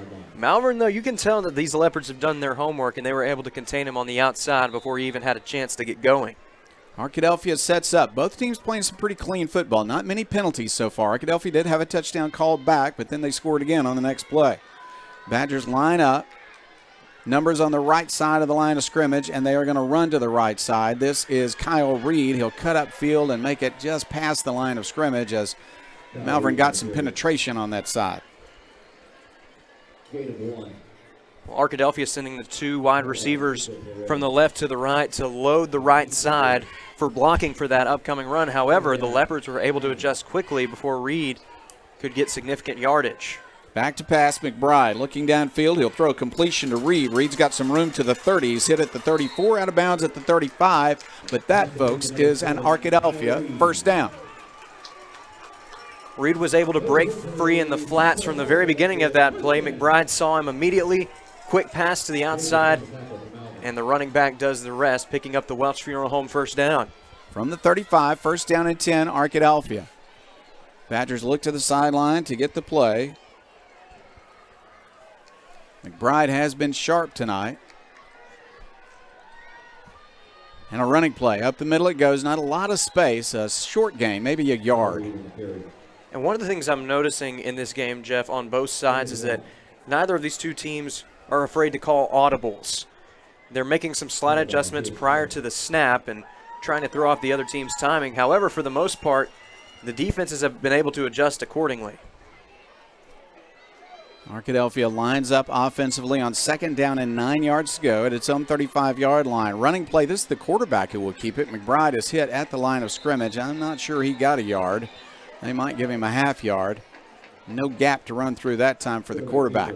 And I think McBride made the right read there because there was really no space either to the right or up the middle, got a little bit more up the hole. But Malvern did a great job of plugging both holes there to where there was no opportunity for either man. Got 1 yard, so on third down and long, they'll throw deep. Looking for it. It's a completion. Beautiful catch by Atkins. He's out of bounds inside the 25 of Malvern. That's one of the best passes we've seen from Caden McBride all year. Hit Atkins in stride, and he had a nice run after the catch to pick up the Farm Bureau first down, the Welch Funeral Home first down and then some. I got a little bit ahead of myself. Badgers looking to cap off this drive with a Farm Bureau touchdown. We'll see if they can do that soon. Third down and 8 from the 37 of Arkadelphia becomes first and 10 at the 20-yard line of Malvern. Badgers line up, looking for a touchdown and an extra point in their first lead tonight. Across the middle goes the pass. It is incomplete as Atkins almost came up with. I think that ball was tipped at the goal line. He couldn't quite make the adjustment, so it's incomplete in the end zone. Jacobs, the sophomore defensive back, steps in at the last second. And I think you're right, Jeff. I think he did alter the flight path just a little bit. Atkins is injured in the back of the end zone. He was not hit, but he twisted to try to come up with that ball when it was deflected and is a little slow in getting up. He's going to come to the sideline. They'll need a substitute coming in. And it looks like for Arkadelphia at receiver to replace Atkins, they are going to send in Tristan Smith. Smith, quite a bit of experience himself this year. He'll line up at receiver. Arkadelphia does have Nick Williams in playing offense here. He's playing both ways tonight. Badgers have second down, 10 yards to go. Ball at the 20-yard line. Went for the touchdown on first down. Now they're going to line up in a tight formation, pitch it to Williams and look for space. Williams making it to the sideline. He's to the 15-yard line, cuts upfield. He's very near a first down. Let's see where they spot it. They spot it at the 11 for a gain of 9. Third down and 1. Williams going in motion that time and running for his life to the outside. Excellent job there of fighting for the extra yardage after he faced contact. Almost had the first down, but he's made this a third and much more manageable for the Badgers. Maddox Atkins is all right. He's back in the game. 3 receivers to the wide side of the field, bottom of your screen, and they're going to run the ball. That is a hit in the backfield, but a nice run for a first down. Inside the 10 goes Buckley. D'Angelo Buckley, we know that he's a great pass catcher. We know that he's great in space, but he has really proved his strength down the stretch in this season. He's got the Welch Funeral Home first down. First down and goal, 8-yard line. Arkadelphia lines up quickly. Blockers on the right side. They send Reed wide to the right, split out wide. They run a run back to the left, reverse play. A counter play is going to gain only a yard as a really fine tackle is made. And that runner is so fast, and that's a great reaction to make that tackle. Malvern had a fine play on Purifoy, and they were able to stop him with a gain of only 1. On the tackle was Angel Perez. And now we see Reed make way for Buckley. These two have been an excellent 1-2 punch throughout the year, and we'll see how Buckley factors into this next play. Second and goal. They're going to mark it at the 8-yard line. Pass Bailey. Touchdown Arkadelphia. Beautiful pass in the back of the end zone, and Bailey with the catch. Got a foot in, and that's a touchdown. Well, hats off to you, Evan Bailey. Third touchdown reception of the first half, and this Farm Bureau touchdown ties up the game. What a night it has been for the senior wideout And with this following PAT from Seth Molinari, the Badgers with an opportunity to take their first lead of the night. Here's the kick. Molinari has been so good all year long. This kick is up, and this kick is good, and it's Arkadelphia 21, Malvern 20, 6:54 left in the second quarter tonight. One of the most outstanding games we've seen in many, many years. Offensively, these two teams really doing an excellent job. Defense is holding on, and when they can make a stop, it's a tremendous advantage for the team. A blocked extra point when Malvern was kicking a moment ago so far is the difference in the game as Arkadelphia has grabbed its first lead of the night here in the second quarter, and we've still got half the second quarter left. There's some exciting football, Chase. It doesn't get much better than this, Jeff. We look at this atmosphere right now. There are fans spilling out on both sides. This is a packed house tonight. We talked about the traffic coming in. Big crowd anticipated. Big crowd showed up. And my goodness, are they getting their money's worth here tonight in what has been an exciting matchup. We thought we might see more of the defenses, and they have been playing well, but the offensives have just been executing to perfection up to this point. Arkadelphia is set for the kickoff. Kickoff coverage has been excellent tonight. The kick is going to be returnable from the 17-yard line, moving to the 25 and tackle before he can get past the 25-yard line. On the return for Malvern, unable to use his great speed, is the running back Clegg, returning that kick. Malvern's offense coming back out for another drive. And Jeff, I just thought of a game that this reminded me of. It reminded me of the Shiloh Christian playoff game from a few years ago. It wasn't that the defenses weren't playing well. It was just a very effectively called offensive game. That's been the case here tonight. Badgers obviously wanting a different outcome than that game, but we are being treated to some excellent football. Will they let the quarterback handle the ball? Will they continue the direct snap to Dupree? Let's see. On first down from the 25, they go to Dupree, and he'll run to his right. Looking in a crowd, he will break a tackle, but then be brought down by Arkadelphia's, let's see, that's a linebacker that broke through to get that tackle at the line of scrimmage. It was Whit Alderson making the play for the Badgers, and he did a great job there breaking up the middle and taking down the ball carrier. So no gain on the play, 2nd and 10.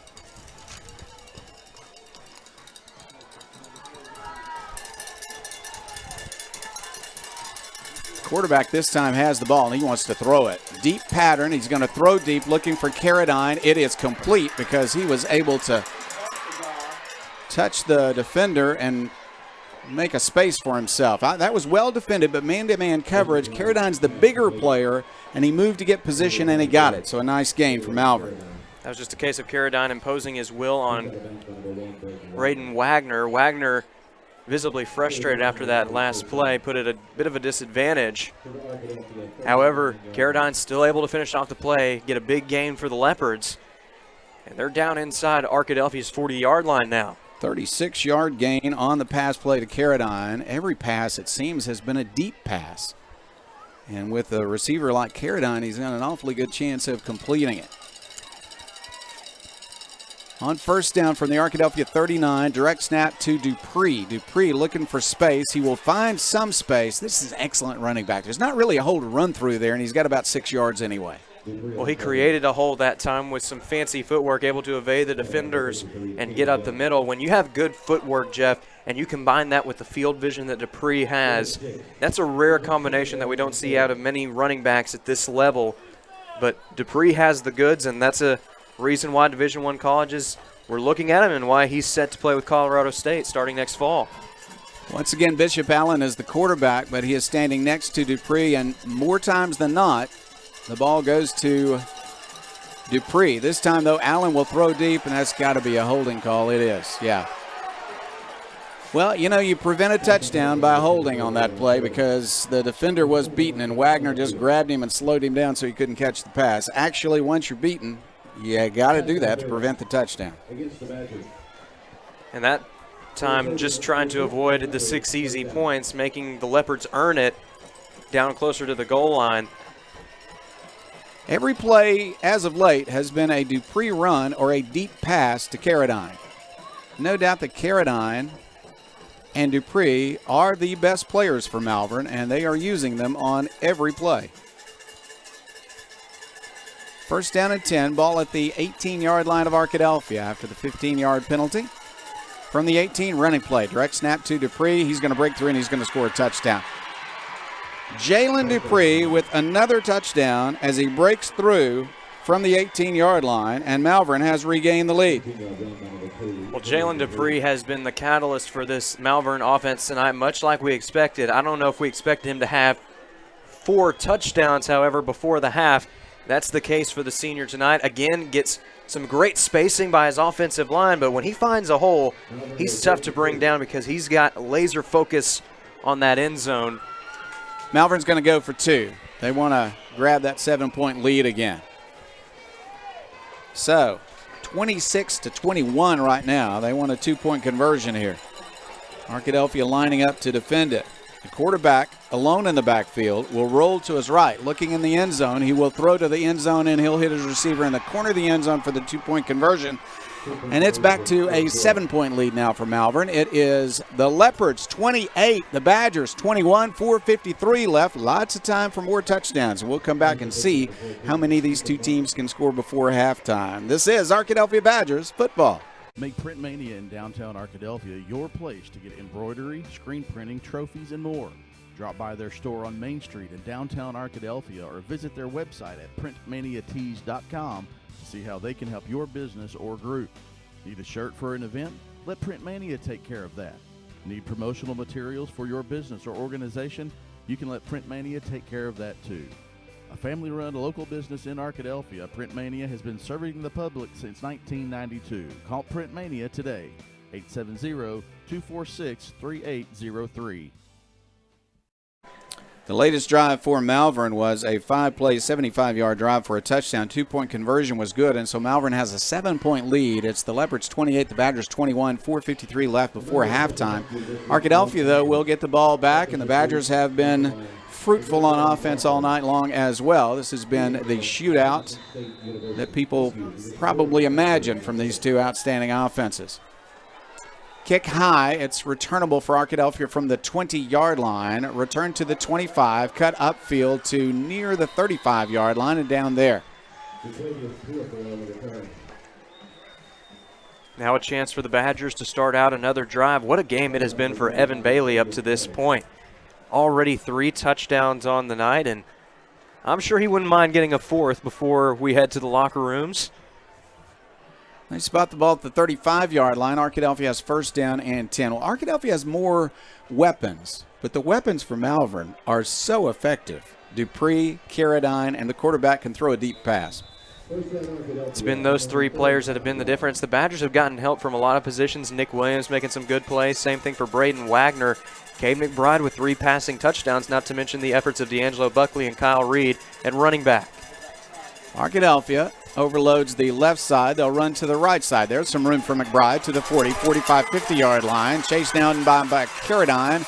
Carradine will not make the tackle, but he slowed it down enough for a teammate to tackle McBride at the 19-yard line. Beautiful formation. Nice call. He was open on the right side and got a good game. McBride is so good at that option fake, and he's got underrated speed when he hits the far side. That's exactly what he did that time. And he had more than enough for a Welch Funeral Home first down as once again the Badgers find themselves on the edge of the red zone. That, folks, was a 45-yard run by McBride, the Arkadelphia quarterback. From the 20-yard line of Malvern, Arkadelphia will set up on the right hash mark. 4:06 left, more than enough time for both teams to continue this scoring match. Run to the left side. Buckley doesn't have much space. He'll gain a yard, maybe 2. Malvern has responded well to some of those wide plays. Got 2 yards, 2nd and 8.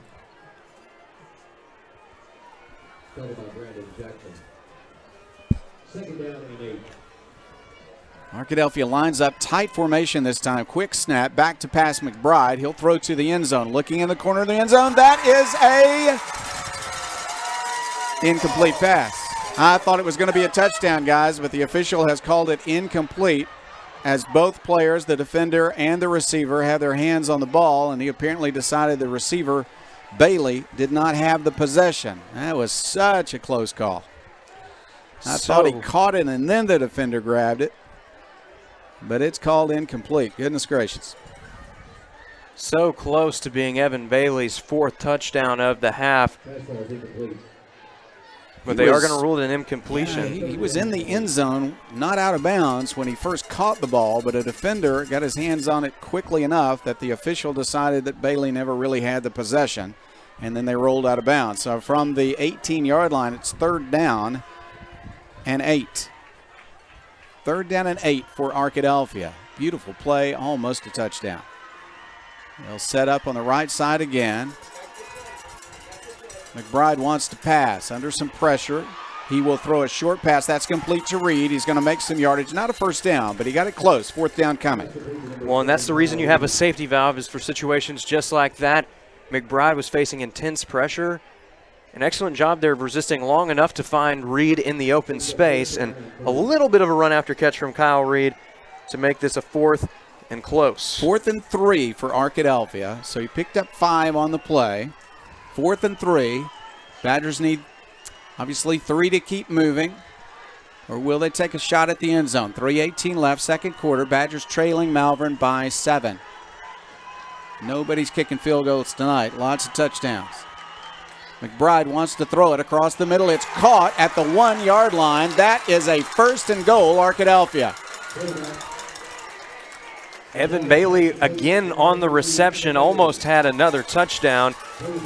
But right now, an opportunity for Arkadelphia close to the goal line, and you know that Katie Young's fired up right now because looks like they're going to bring in. Both teams have their biggest players on the field right now. They're going to go into isolation right here down near the goal line. Young is the tailback. Power I formation under center. They're going to give it to Young. He's hit, but he'll struggle forward. He doesn't need much, but I don't think he got to the end zone. Stopped just short of the end zone was K.D. Young. Malvern was ready for it. They brought in their biggest players to play on the interior line, but it's still just 2nd down. Looks like he's going to cut the distance to the goal line in half, though, as the ball is down to the 1. Yeah, they were just inside the 2, and now they are right at the 1-yard line, so he got some positive yardage. Same formation. Young as the tailback, power I formation. And they fake it to him, and McBride's going to run and walk into the end zone. That is a touchdown for Cade McBride and Arkadelphia. Beautiful call. Fake the run to the tailback. The big defensive tackle, Katie Young, went around the right side and got the score.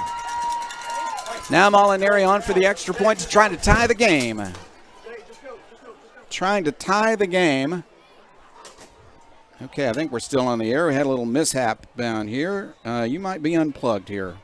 Chase, you might need to plug in again. And the kick is up and good. I trust you got video on that. We had a little mishap here in the press box. But I believe we're still on the air, and certainly you were able to see that extra point, and it was good. So let me just say, 2:02 left in the 2nd quarter. My goodness, 28-28, Chase. What an amazing contest. It's been a fantastic one up to this point. Still some action here as we are all tied up at 28. But what an excellent play that was for Cade McBride.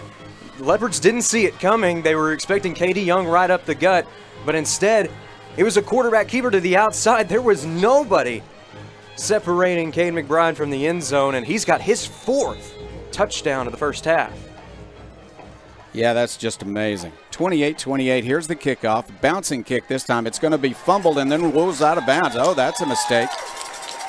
He didn't handle the bouncing ball well. He touched it and then it rolled out at the 13. It's 1st down and 10 Malvern, but they've got the ball at their own 13-yard line.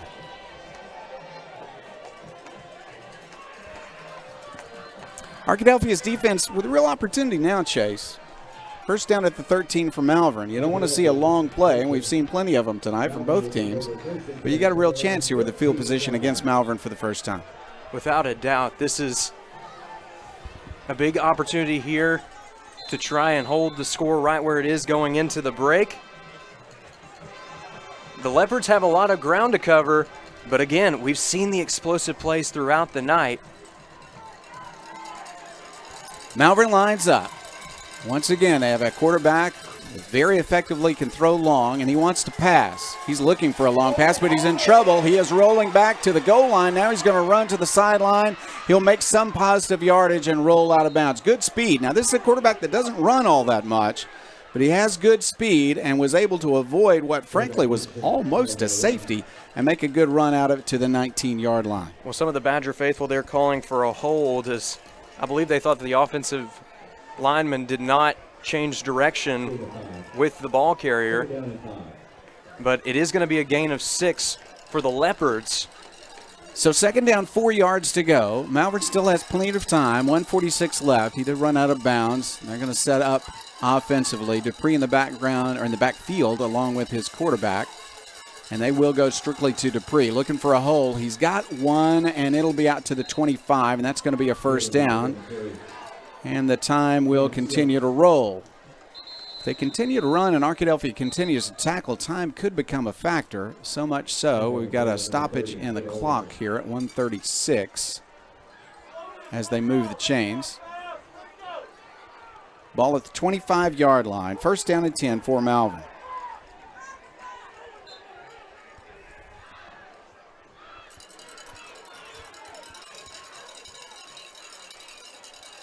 Long snap count. Now they're going to pass. This throw is short. It was tipped, and it's incomplete. Intercepted. This is Wagner to the 15, to the 10, 5. Touchdown Arkadelphia on the tip pass. Interception, and Arkadelphia is in the lead. Talk about a tip drill. Braden Wagner was there to make the play. He's got a pick 6 for the Badgers. And, Jeff, we knew that the Badgers had an opportunity to make a big play. Now the officials are gathering. Let's see. They are going to say it's a touchdown. And they're going to say unsportsmanlike conduct is also going to be called. And I think that's going to go against Malvern, which would affect the kickoff. Tell you what, it was not just an interception for a touchdown, which is tremendously exciting. It was a great catch by Wagner. It was. It was a tip drill there as the wide receiver bats the ball up in the air. Wagner steps right in as if that pass was intended for him and runs it right into the end zone for the Farm Bureau touchdown. The offense has gotten involved, and here comes the Badger defense. Molinari's extra point, always vitally important. He is 4 for 4 so far tonight. The 5th extra point is up. The 5th extra point is perfect. It's Arkadelphia 35, Malvern 28, still 1:20 left before halftime. We'll be back with more of this exciting football game, a championship game for the 7-4A. This is Arkadelphia Badgers football. Great coaches know that success on the field takes more than just athletic ability. It takes a winning strategy. And at Southern Bancorp, we believe the same applies to banking. Whether you need competitive rates on loans and accounts to keep you in the game, or financial tools like credit counseling and homebuyer education to move the ball down the field, we can help. Visit banksouthern.com today and let's build your winning strategy. Southern Bancorp, wealth builders for everyone. Member FDIC, Equal Housing Lender. All right, what an exciting game. Offense, offense, offense, and suddenly a big defensive play. This game has had just a little bit of everything up to this point. It was a tip drill for Braden Wagner. He's able to step up and make a big play for a pick 6, and they're actually going to say that it was a penalty on the Badgers. I think they were pointing that way, saying that the Badgers already had possession of the ball. It was a dead ball foul. So the line drive kick is returnable from the 30-yard line up to the 40, 41-yard line and down there. It's good field position, but still good kick coverage by Arkadelphia. Malvern will have the ball right back after that interception for a touchdown by Arkadelphia. Arkadelphia defense with some real confidence now as they come out to defend. Mr. Dupree, I have a feeling, is going to get the ball quite a bit, even though there's only 1:14 left in the game. Still, timeouts are remaining for Malvern, so they've got enough time to get down the field. They're a big play team. That ball was tipped as it came out of the backfield, and that led to an errant pass that Wagner just made a beautiful play in tipping it to himself for the interception. Ball at the 41-yard line of Malvern. Leopards starting this next possession trailing by 7, their largest deficit of the night. Running play by Dupree and a beautiful tackle. Oh my, what a beautiful tackle. That's Reese Campbell again, stepping up out of the linebacker position to make a tackle near the line of scrimmage. Leopards content to take their time here with just under a minute to go in the first half. We'll see if Malvern tries to run the clock down or if they try to make one more press towards the end zone. Certainly in no hurry to do so. Have to see if Carradine is going to be a target on a deep pattern here. He's going to change positions and line up in the slot this time. Arkadelphia has a safety as well as cornerbacks in the area. Malvern set for the snap on 2nd and long. They do want to throw it, and they do want to throw it long, but Arkadelphia is there, and they sack the quarterback. Alderson on the hit. Reese Campbell does it again. This time he's got the sack. No time for the Leopards to adjust, and I think J.D. Plumley may decide that that's the last play of the first half. Ball at the 35-yard line, loss of 7 on the sack, 3rd down and long, 8 seconds, 7 seconds. Malvern's in no hurry. They are going to let this go to halftime.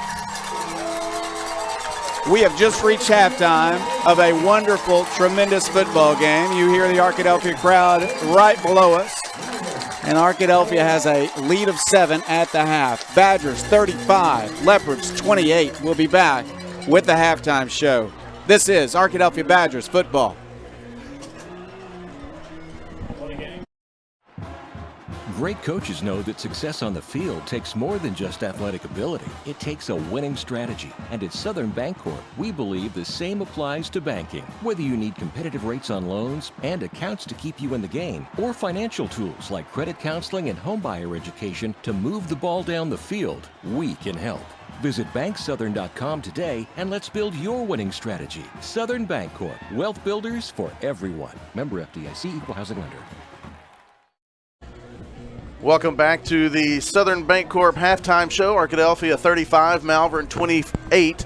We are at halftime. The Arkadelphia High School Badger Pride Marching Band is getting ready to perform its halftime show. But before we do that, we'll welcome Steve Rook, president of ASU Three Rivers. Thanks, Chris. Appreciate it. Glad you're here. You get to present the belt to the winning team tonight. Absolutely, and I know that 7 years ago when you guys started this, when we talked about this is exactly what you had in mind. Absolutely. This is what we hoped for 7 years ago, and thank you. You were a huge part of starting that. Right. I mean, we bugged you to death. But, Malvern had some down years and wasn't quite competitive, but conference championship on the line, #1 seed on the line, 2 undefeated teams in conference, and, man, this is exactly what we wanted. This is a big crowd. A lot of people came up from Hot Spring County, big Arkadelphia crowd here.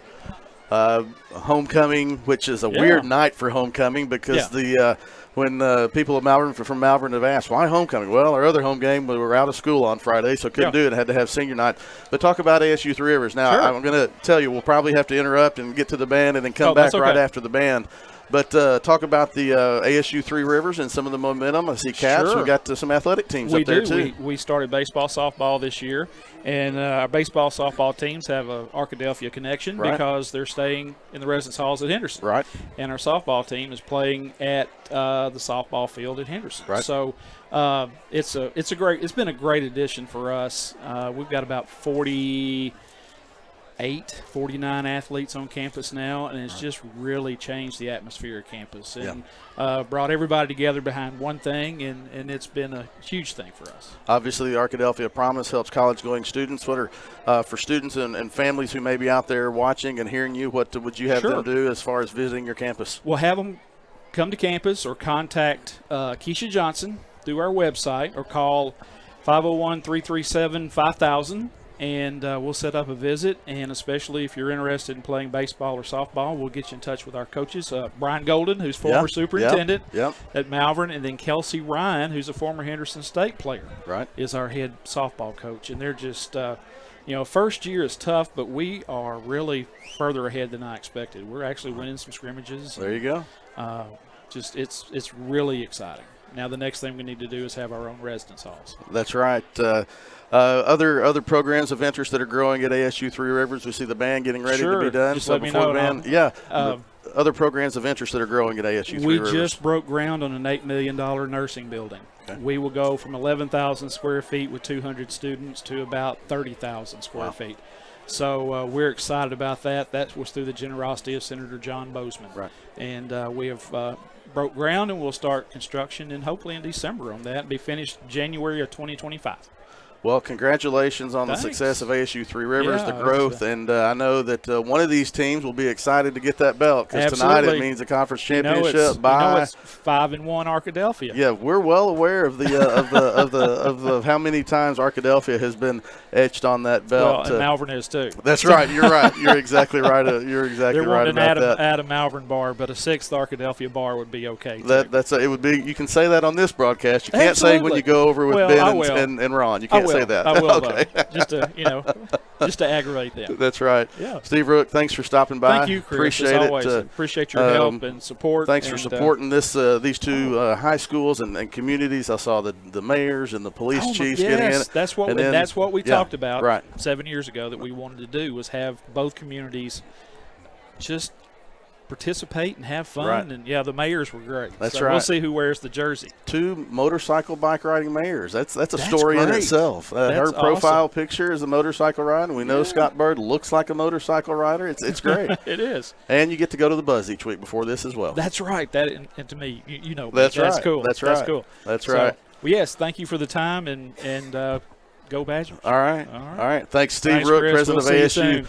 President of ASU Three Rivers, joining us at halftime, the Ouachita River Rumble. He'll present the belt to the winning team, a scholarship to the MVP from both teams to ASU Three Rivers after the game is over. This is the Southern Bancorp halftime show. Right now, we're going to turn it over to the Arkadelphia High School Badger Pride Marching Band.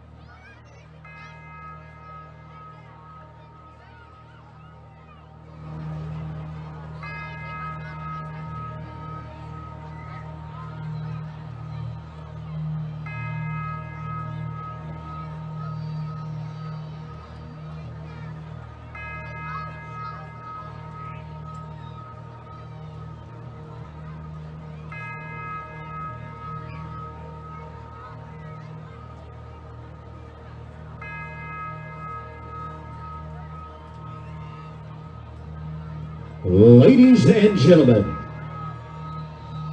please welcome to the field the Arkadelphia Badger Pride Marching Band. Arkadelphia's musical selections include the following, titled Her Majesty, featuring David Mazanka's Give Us This Day, Billie Eilish, You Should See Me in a Crown, A Golden Hour by J.E.B.K.E., and Look What You Made Me Do by Taylor Swift, featuring soloists Emily Young, Emma Nelson, and Jerry Campbell. Arkadelphia Public Schools are proud to present in their halftime performance drum major Jancy Thomas and the Arkadelphia Badger Pride Marching Band.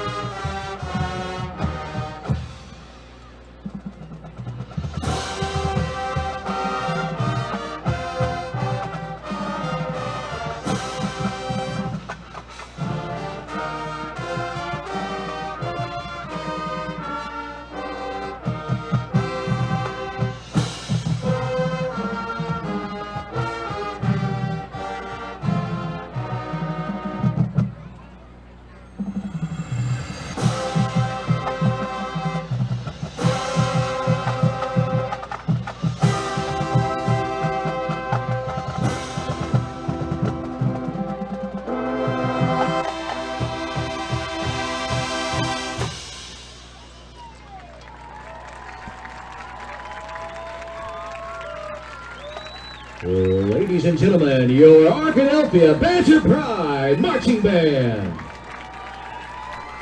The Arkadelphia High School Band is under the direction of Brandon Hanlon, with assistance from Ryan Wilkerson, Lori Henlon, and Orion Sims. Ladies and gentlemen, one more time, give it up for the pride of Arkadelphia, the Badger Pride Marching Band. That was the Arkadelphia Badger Pride Marching Band with a performance of Her Majesty, the 2023 show for the marching band. And it's the Ouachita River Rumble and the conference championship between Arkadelphia and Malvern, but it's also homecoming here at Badger Stadium. And with the homecoming tradition also comes the homecoming court. And joining us right now, it is the Arkadelphia Homecoming Queen for 2023, Kate Turner. First off, Kate, congratulations on this milestone. Thank you, thank you. So what was your reaction when you found out that you were homecoming queen down there on the field? I was very surprised, but also very, very excited, of course. So what are some of the things that you're involved with here at Arkadelphia? I am cheer captain here, and then I'm also involved in FBLA and Beta Club and other extracurriculars like that. What are some of your favorite memories from your time here at Arkadelphia? Some of your favorite things to do with friends, maybe? We love hanging out in the parking lot after games. Football games are our favorite. Friday nights are the best. And they mentioned it earlier, you're going to Ouachita Baptist after you finish up here. We've got a lot of Tigers here on our crew, so that'll definitely be fun to look forward to in the future. You know, what are you looking forward to most after graduation and maybe from these last few months at Arkadelphia High? I'm very ready to graduate, but yes, I'm so excited to go to OBU. I'm hoping to maybe cheer and do some fun things there. My siblings went there, so I'm very excited about that. Now, is there anybody that you want to give a shout out to while you're here on the air? My family, my mom and dad, and my sister and brother, Abby and Cole. All right, and one last time, we also want to give a shout out to Summer Sky Molinari, the maid of honor tonight, and also the homecoming queen, Kate Turner. Kate, congratulations on this accomplishment. And that's going to do it. We're going to be back with more of the Southern Bancorp halftime show after this timeout. As a family-owned sporting goods supplier since 1950, Southwest Sporting Goods understands the value of customer service and is committed to providing the best quality customer service and merchandise available. Southwest Sporting Goods is located in Arkadelphia, but also has salesmen that cover the entire state of Arkansas to help ensure that their customers will receive the best customer service and pricing that can be found. Southwest Sporting Goods, located in downtown Arkadelphia, supporting the Badgers since 1950. Go Badgers!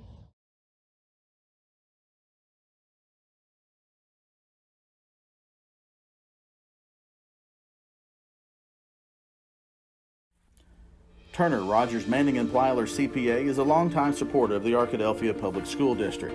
Turner Rogers Manning & Plyler has established a reputation for providing clients with outstanding services that include auditing, accounting, and tax and business consulting. Contact Turner Rogers Manning & Plyler today at 870-246-4563 or by visiting them at 305 Professional Park Drive in Arkadelphia. Turner Rogers Manning & Plyler says, "Go Badgers!" Doctors Gary and Rob Rucker are proud sponsors of this Arkadelphia Badger broadcast. Dr. Gary and Rob Rucker, supporting the Badgers since 1996.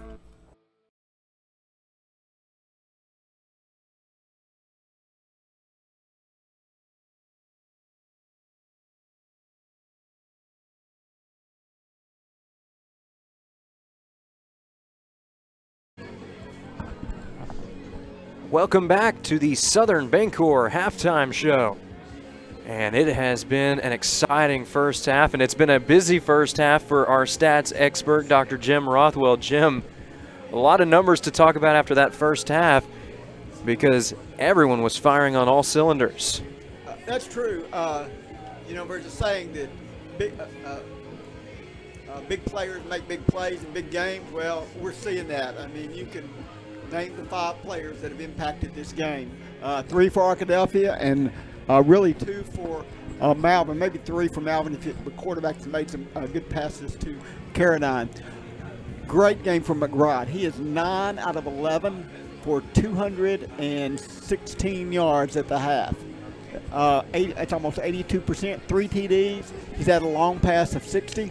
Spread it around pretty good, but Bailey's had the big night. 4 catches for 102 yards and 2 TDs.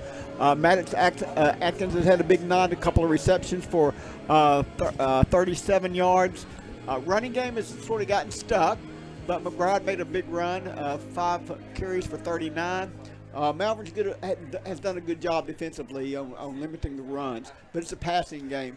McBride's just been able to pick out whoever he wants to throw to, and Bailey's been open most every time that he's looked for him. So great job for those two in particular. And then if you go to the Malvern side, you got Dupree, 16 carries for 160 yards at the half and 4 TDs. But you've got to remember, one of those is a 74-yard run. He had another long run. Really, only 2 runs have been significant by him. The other 13, not much. And maybe 5 or 6, sometimes 8 yards, but nothing big other than those 2.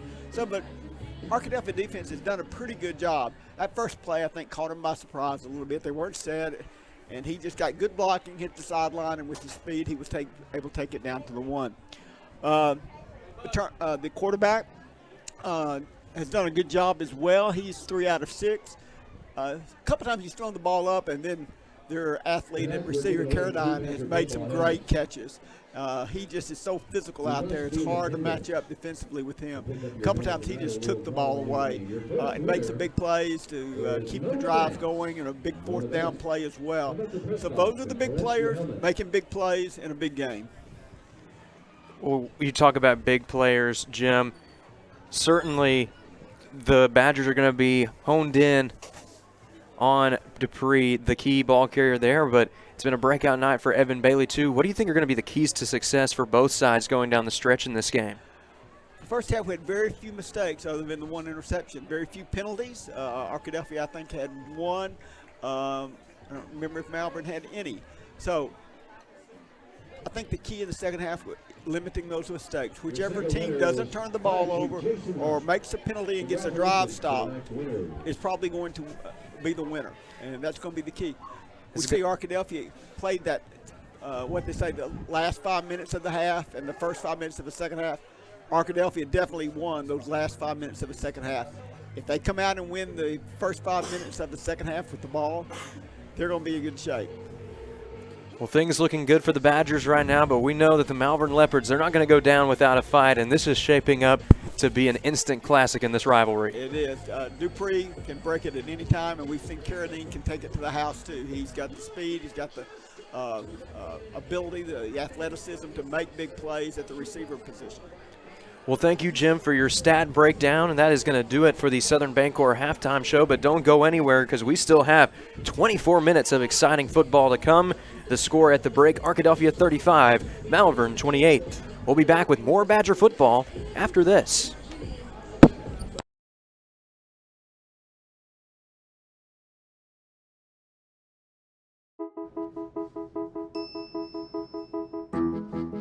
While you may not be a pediatric surgeon volunteering your topiary talents at a children's hospital, your life is just as unique. Your Raymond James financial advisor gets to know you, your passions, and the way you give back, so you can live your life. That's life well planned. Great coaches know that success on the field takes more than just athletic ability. It takes a winning strategy. And at Southern Bancorp, we believe the same applies to banking. Whether you need competitive rates on loans and accounts to keep you in the game, or financial tools like credit counseling and homebuyer education to move the ball down the field, we can help. Visit banksouthern.com today and let's build your winning strategy. Southern Bancorp, wealth builders for everyone. Member FDIC, equal housing lender.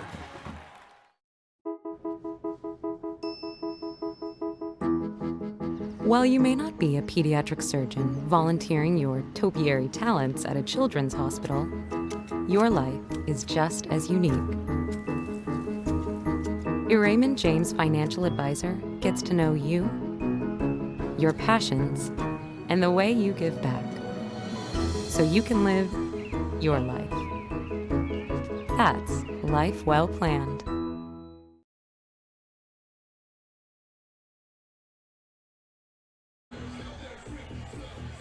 Third quarter action coming your way here momentarily. It is a tremendously exciting night, homecoming at Arkadelphia High School. We were glad to bring you an interview with the Queen. Thank you so much, Chase, for bringing us that interview. Third quarter action starting soon. And Chase, very important now that Arkadelphia has a 7-point lead and will have the opening kickoff. So the Badgers start on offense. And this is exactly where the Badgers want to be. Jim Rothwell emphasized the importance of winning the first 5 minutes of the second half. The Badgers won those last 5 minutes in the first half. Want to keep that momentum rolling going into the third quarter. We'll see if the Badgers can capitalize on this opportunity and be the first team tonight to have a 2-score advantage. Arkadelphia will get the opening kickoff of the second half. Badgers lined up to try to do some damage. No team has had a 2-touchdown lead, Chase. It would be big.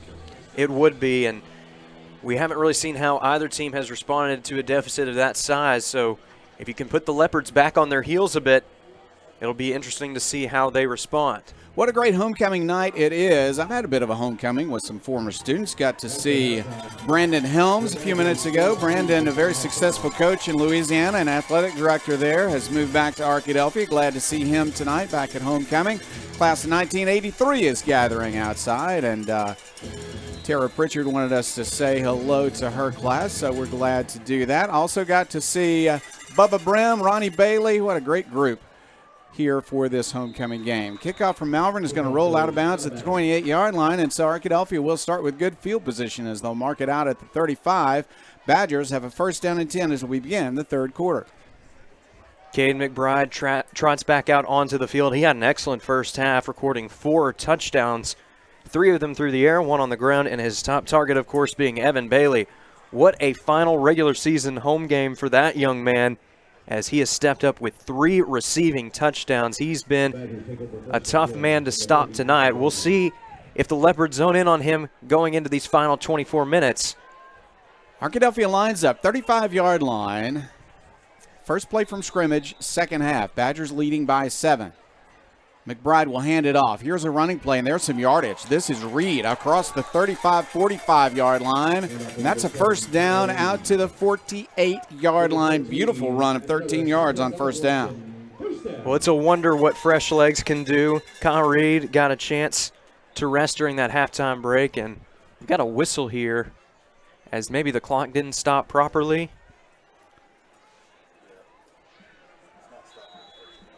Here we go. I think now they're going to wind the clock and get it moving again. And they do. Arkadelphia will hand off again. Running play up the middle. This time shorter yardage available. Near midfield goes the run. That might be a gain of a couple. 2nd and 8 coming.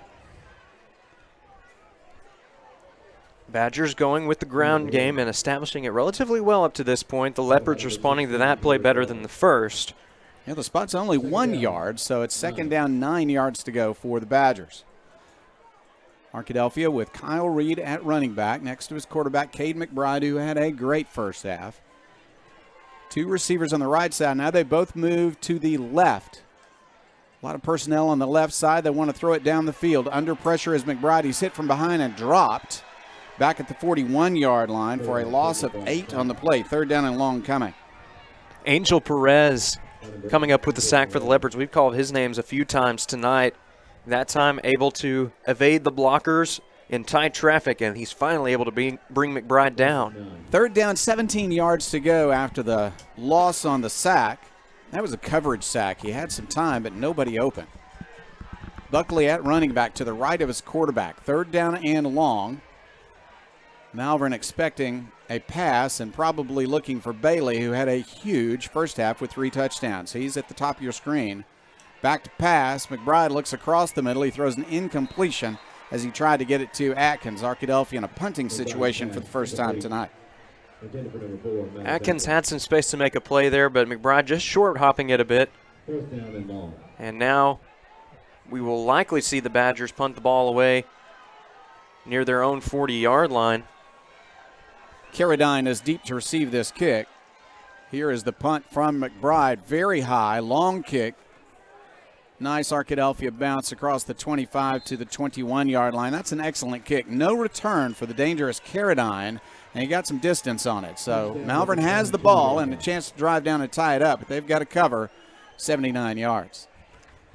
And the Arkadelphia defense, first full drive that we've seen since that pick 6 from Braden Wagner that got the Badgers the advantage they currently enjoy. They did come out for a few more plays with 1 minute remaining, got a sack to end the first half. We'll see if they can carry that momentum over into this first drive of the second half.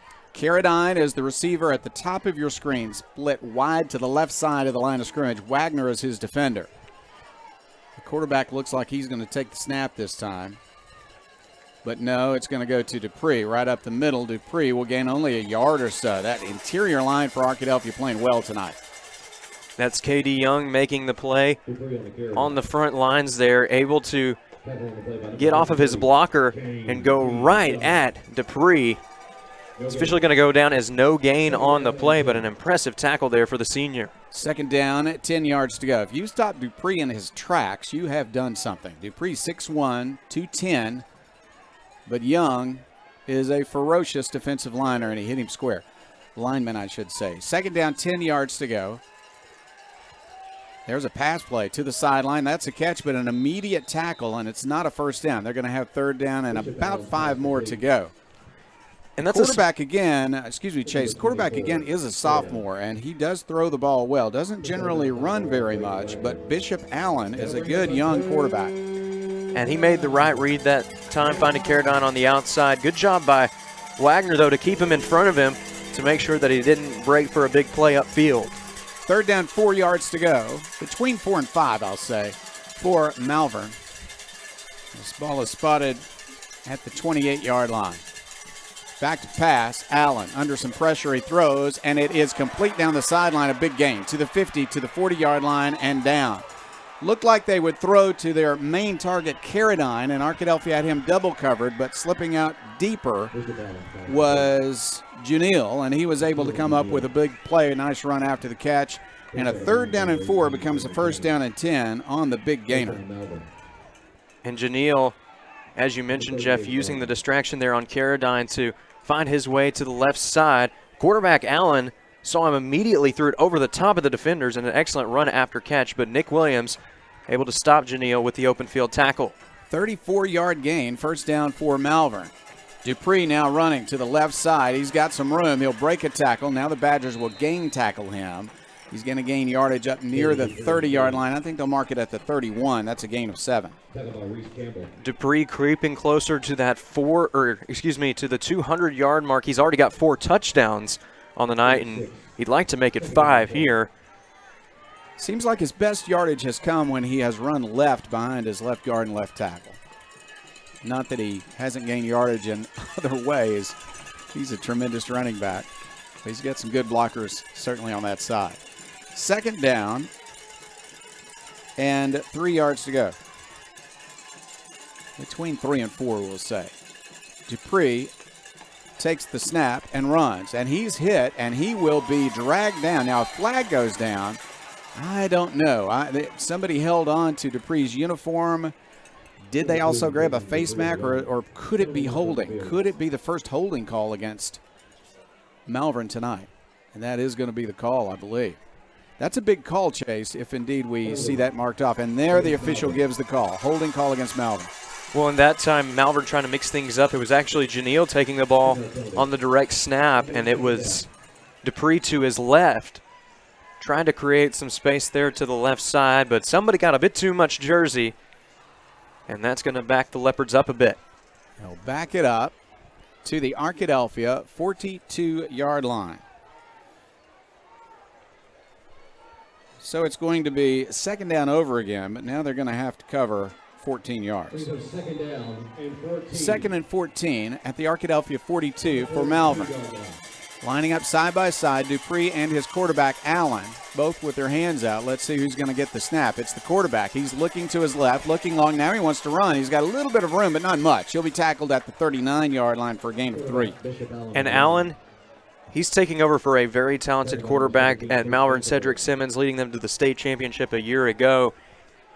Those are not small shoes to fill because Simmons was a 4-year starter for the Leopards. This is the first time in half a decade that Malvern has had a fresh look at quarterback, but Allen stepping up to the occasion this season, leading the Leopards to this spot and a chance for a 4A7 title. Third down, 11 yards to go. Malvern at the Arkadelphia 39-yard line. 4-down territory, one would think, but they want yardage on 3rd down. Rolling to his right is Allen. Looking downfield, he'll throw it to the sideline. That ball was caught just before he stepped out of bounds. That's a good catch and a 1st down. Carradine again. Carradine just has such great field awareness, able to break away from the DB and create a little bit of space for himself to make a play, even if it's not the big play downfield. He knows where that 1st down marker is, and he got the yardage that the Leopards needed right there. 3rd and 11, and he got 15 on the play. Beautiful pass also by the sophomore. Really impressed with him. And obviously Dupree and Carradine having big games as well. Arkadelphia defending against Dupree. He'll bounce it outside, but he is caught and brought down at the 25. Good defensive work.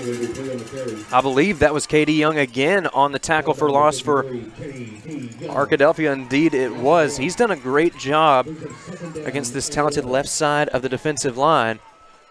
You just don't see Dupree tackled for a loss very often at all, but it happened on that play. Loss of 1, 2nd and 11, ball at the 25-yard line.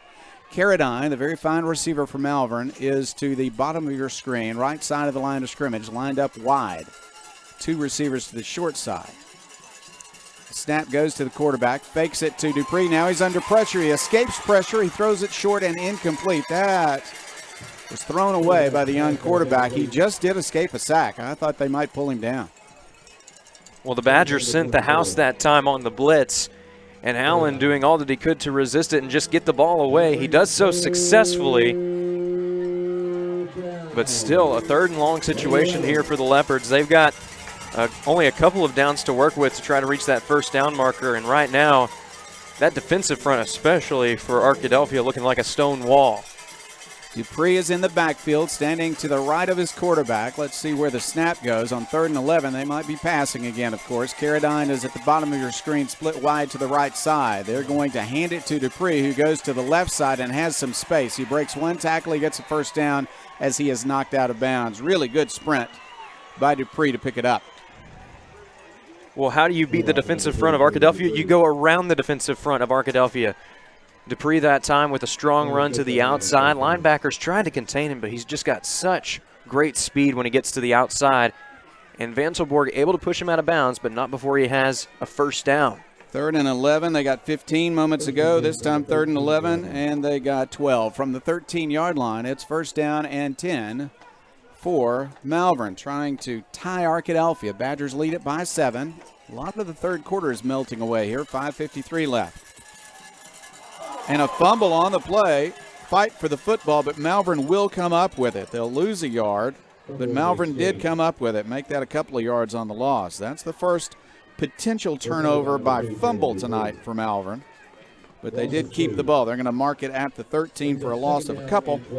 It's 2nd and 12. Close call there for the Leopards. Only 1 turnover on the night. That's the pick 6, and that's been the difference in this game. But Malvern able to come back up with the football. Now, Keeson Wimberly trying to make a play, but it took a friendly Leopard roll. Quarterback was able to fall on it. He is going to hand off this time. Dupree looks for space and finds none. Really outstanding play by Arkadelphia. And I believe that was Wimberly making the tackle in the backfield for the Badgers. It was actually McClure making the play for Arkadelphia. Did a great job getting around from the other side of the defensive line. Yeah, I tell you what, an interior lineman, a defensive lineman, being able to run down Dupree as he sprints to his left, that's just amazing. What a nice job, and it sets up a 3rd down and long. The gain is to the 18-yard line.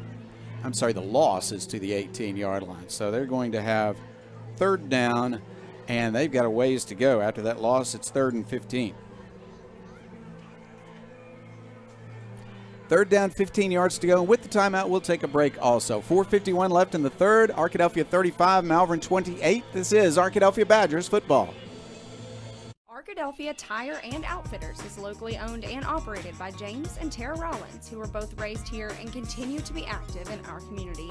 Arkadelphia Tire and Outfitters offers a variety of services from engine and transmission replacements to brakes, front end alignments, tire repair and replacement, and engine diagnosis on most makes and models. Stop by Arkadelphia Tire and Outfitters at 1802 Pine Street or give them a call today at 870-210-5269. Supporting Arkadelphia for years, Arkadelphia Tire and Outfitters says, Go Badgers. This will be the 13th play of the drive for Malvern, trying to catch the Badgers at 35. It's 35-28 Arkadelphia. Back to pass. Allen, he throws across the middle. He's got an open receiver, and he missed him. That was Dupree, who could not pull it in inside the 5. Would have been a touchdown. And all of the Badger faithful breathing a sigh of relief after that play. Dupree running a great route there and able to create some separation up the middle. Fortunately for the Badgers, though, he was unable to corral that high pass. Looked like he got his fingertips on it, but he really hasn't caught many passes. He's, of course, a running machine. Looks like he's going to hit, or has a chance to hit 2,000 yards on the season tonight. But that pass reception, he couldn't quite pull in, and it's 4th down. 4th down and 15 at the Arkadelphia 18-yard line. Back to pass. Allen under some pressure. He'll throw on the run across the middle. Incomplete. Knocked away in the end zone. Carradine was the intended receiver. He got a hand on it, but Arkadelphia knocked it loose. And who else but Nick Williams stepping up to make the play for Arkadelphia, also helping him out. I believe it was the linebacker Reese Campbell. He had stepped back up there. Braden Wagner, another player in there. But it was Nick Williams' hit that forced the ball loose. What an excellent play there from the senior. He steps up in this rivalry game, and he's going right back out there, a chance to make a big play on offense now. Ball spotted, of course, at the 18 after the incompletion. Arkadelphia takes over on downs. Both defenses looking better in the third quarter. Run up the middle, gain up to the 20-yard line, maybe the 21-yard line. 4:32 left in the third quarter. Arkadelphia with the ball, leading by 7. Lots of quick touchdowns in the first half. A 14-yard play this time, resulting in no points for Malvern. And Kyle Reed is going to come off the field limping. That's tough. Injury to his right leg. He's off the field under his own power, but hopping a bit. So Buckley is in at running back. Second down. 7 yards to go. They gave him the 21. 2nd and 7 from the 21-yard line. Arkadelphia. McBride at quarterback. He has had quite a game. He will hand off. Running play, not much there for Buckley. It's 3rd and long. Buckley's a strong runner, but that time a bit of a numbers advantage for the Leopards. He fights forward for about a yard. But the Malvern defense closing in quickly to make this a 3rd and medium. 3rd down, 6 yards to go. Arkadelphia not in 4-down territory, down on their own 22-yard line. Badgers line up looking for a big play on 3rd down. Pass play to the flat. It is incomplete. Breaking on the ball, trying to intercept it was Carradine. He did break it up, though, and it's 4th down, punting situation for the Badgers. Carradine almost coming away with the pick that time. He's made big plays on offense, but right there he has one of the biggest defensive plays of the night for the Leopards. Arkadelphia will punt for the 2nd time in succession here in the 3rd quarter, the only 2 punts of the game for Arkadelphia. Cade McBride, of course, is the quarterback and the punter, but we don't expect a fake here. Malvern will look for a kick, and they get one. The kick is high, and the kick will go beyond the return man and take a huge Arkadelphia bounce at the 45 to the 30 to the 25. What a beautiful punt. To the 23-yard line of Malvern. Arkadelphia takes control on defense now, and Malvern will try to drive down 77 yards to try to tie up this game. 3:18 left in what has been a defensive 3rd quarter. It has been, and on that last play there, Malvern sending the house on the punt block. Forrest Landreth, the senior, almost able to get a hand on the ball, but Cade McBride punts it away. There's nobody home to try and receive it, and because of that, it takes a friendly Arkadelphia bounce, and the Leopards have a lot of ground to cover. Ball at the 23, running play for Dupree to the left again. A flag goes down as he makes a short gain. Let's see what the call is going to be. Dupree is saying, they grabbed my face mask. Let's see if the officials agree. They called the flag early in the play. Let's see if the official will agree with Dupree or it will be against Malvern. It is against Arkadelphia. Illegal substitution against Arkadelphia. 5-yard penalty out to the 28-yard line. First down and 5. Not a major penalty, but frustrating because they had stopped him on first down, and now it's 1st and 5. Carradine, outstanding receiver that we have talked about all night long. He is split wide to the right side at the bottom of your screen. Dupree at running back, and he takes the snap. He'll run right up the middle, a little bit to the left side. He breaks through, and he's going to go. He's got great speed, but wait a minute. I called it too soon as Nick Williams will catch him and bring him down. Nick Williams is never one to give up on a play. He's going to run him down as Dupree. We know he's got excellent speed, but Williams, known for his coverage, he's also got great speed as well in taking down ball carriers. And apologize for the pun in advance, Jeff, but he got there in just the nick of time. 35-yard run, the nick of time. 35-yard run, first down and 10, Malvern at the Arkadelphia 37-yard line. 3:04 left. Very entertaining first half because of all the scoring. Now some good defense in the second half. Arkadelphia has given up some ground but haven't given up points yet in the third quarter. Running play by Dupree, makes 2 cuts, then hits a defender and drives forward for a gain of about 5, maybe 6 on the play. And that's something that you've noticed about the Leopards in this one in the second half. Although they are down, they are not trying to force the issue. They are taking their time and making sure that they get the plays that they want to call. Not trying to race against the clock here, but just sticking to their game plan and hoping that it works. That shows that this team, they've got confidence. 2nd and 5, back to pass. Allen throws, and the ball is batted away. 3rd down coming.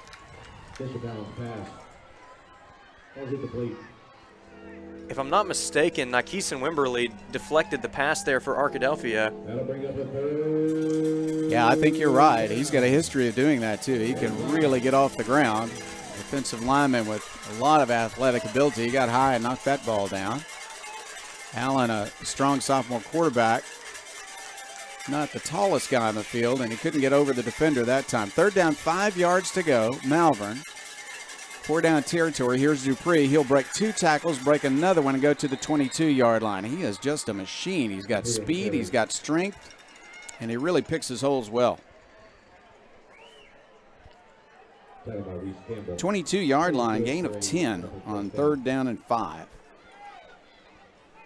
Arkadelphia has been able to hold Malvern out in the 3rd quarter. 2:17 left, clock running. Malvern looking for a score to just tie this one up.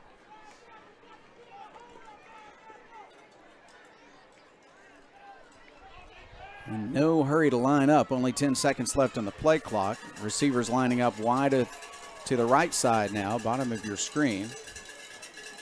This is Dupree. He wants to run to the right. He wants to throw. He's got an open receiver, and he hits him. Tackle at the 5-yard line. He's 2 for 2 passing tonight. Dupree, they've really been saving that play for Arkadelphia, and Clegg got the catch. Clegg, a fellow running back, runs a little bit of a wheel route there out of the backfield. And Dupree able to get it done with his arm this time. Catches the defense off guard, and that's enough for a first down. Fresh set of downs now for the Leopards as they try to reach the goal line. First down, 5 yards to go for a touchdown. 1st and goal. 1:22 left, clock running. We're in the 3rd quarter. Arkadelphia has not scored in the 3rd quarter. Malvern has not either, but now they only need 5 yards. They got 4 plays to get it. Dupree's going to take the direct snap, as has often happened tonight. He's got the snap. He runs to his right, now cuts up the middle. He is hit, will not score, but he'll make it to at least the 2-yard line. We'll see where they spot it. Gain of 3. I think they're going to put it at the 2. 2nd and goal from the 2.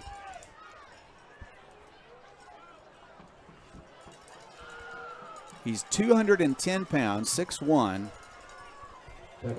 Great lateral movement and great speed. And that's why he is knocking on the door of 2,000 yards this season. Dupree looking over the defense. He's going to get the snap momentarily. Clegg is the running back next to him to his left. He'll run. He'll run to his left. He will hit a defender and fall into the end zone. That's a touchdown for Malvern. They need the extra point to tie it up. Their kicker missed one, but then they went for two and made it. So they have 28, now 34 after the touchdown. Martinez is back out to kick again. He missed it because it was blocked. So we'll see if Arkadelphia can break through again. Carradine, the fine receiver, no surprise, is the holder. Snap is good, the kick is up, and the kick is right down central. So this game, folks, tied up again. It's Arkadelphia 35, Malvern 35. 23 seconds remain in the third quarter. This is Arkadelphia Badgers football. You belong at Patterson Federal Credit Union. No matter your financial needs, Patterson has products to help. We offer all types of accounts, savings, Christmas club, and a variety of checking accounts, including one specially tailored to teenagers. Certificates and IRAs are also available. If you're in need of a loan, we can help you with auto, recreation, personal, and home loans. Patterson Credit Union has several strategies to help build or repair credit, including our own credit card program, credit builder loans, and financial counseling. We're proud to have served Clark County for 65 years and look forward to many more years to come. Join us soon. You belong here. It took nearly the entire third quarter for any points to be scored, but they were Malvern points moments ago. Extra point was good after Dupree's touchdown run, and it's tied up at 35. Short kickoff taken by Atkins at the 30. He'll make it to the 32, and that's all, but that's still pretty good field position for Arkadelphia. So the Badgers come out, and Chase, they need to reestablish that offense that was so effective in the first half because they've only run 7 offensive plays in the third quarter so far. Only 1 first down and no points. And that is because Malvern has dominated the time of possession, and not a bad strategy from the Leopards trying to keep the ball out of the Badgers' hands, because that's a great opportunity to make sure they don't put up any points on the board. But something else that the Leopards have done is that they progressed the ball forward, and they were waiting to cap it off with a score. They got it on that last drive. Now a chance to step up and take their first lead since the second quarter. Cade McBride will fake the handoff to Buckley and run himself. He's got 5, he's got 10, he's got 15, he's got 20. He breaks the tackle and he's still going. He's to the 30, to the 20, to the 10. Cade McBride to the end zone. Touchdown Arkadelphia, and the Badgers have the lead right back. It's a high-five performance for Cade McBride. His 5th touchdown of the night. That last one, a 68-yard scamper. What a night it's been for the senior. He adds another Farm Bureau touchdown to his line, and that last one gives the Badgers the lead just 19 seconds after they gave it up. Touchdown run by McBride. Now whistles are going to fly, and it's against Arkadelphia, so the Badgers are going to have to back it up and make a little bit longer extra point. Seth Molinari fully capable of doing that. But every extra point is important. Arkadelphia leads it by 6, 4 seconds left in the third quarter. Seth Molinari will have to make a 25-yard extra point. Snap is good. They're trying to block it. His kick is plenty long enough, of course, and it's right down central. So Arkadelphia 42, Malvern 35, 4 seconds left in the third quarter. And we'll be back. This is Arkadelphia Badgers football. Doctors Gary and Rob Rucker are proud sponsors of this Arkadelphia Badger broadcast.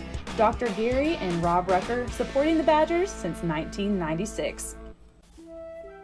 Locally owned and operated, Welch Funeral Home has been serving the Arkadelphia community since 2005.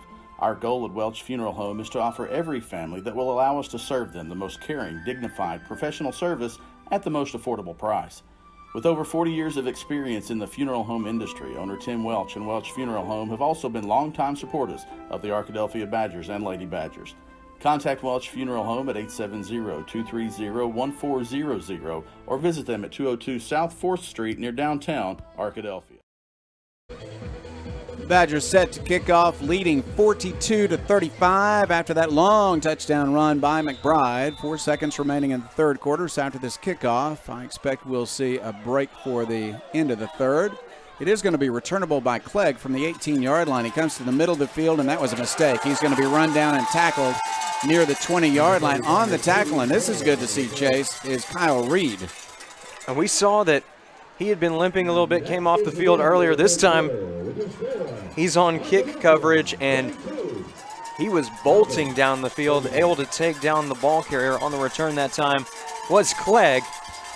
But as you mentioned, Jeff, not much of an opportunity to get something going, as that brings the third quarter to a close. We will be back with fourth quarter action. It's Arkadelphia 42, Malvern 35. This is Arkadelphia Badgers football.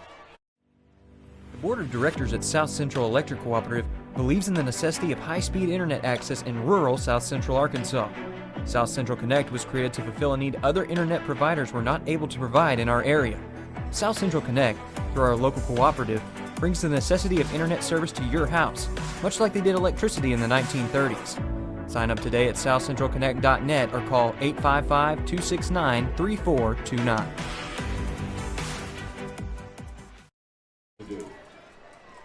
Jeff Root and Chase Hartzell back with you for the final quarter of this outstanding championship game. The 68-yard run by McBride was a one-play drive. So this defense for Arkadelphia, Chase, didn't have a lot of time to rest. Opportune time for the end of the quarter. They got a little bit more time to get their feet back under them before they come out and play defense against Dupree again.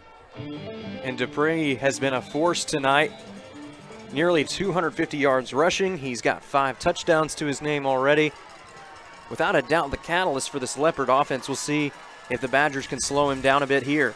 Direct snap to Dupree. Runs to the right this time, looking for a hole. He's not going to find much of a hole. Really fine work.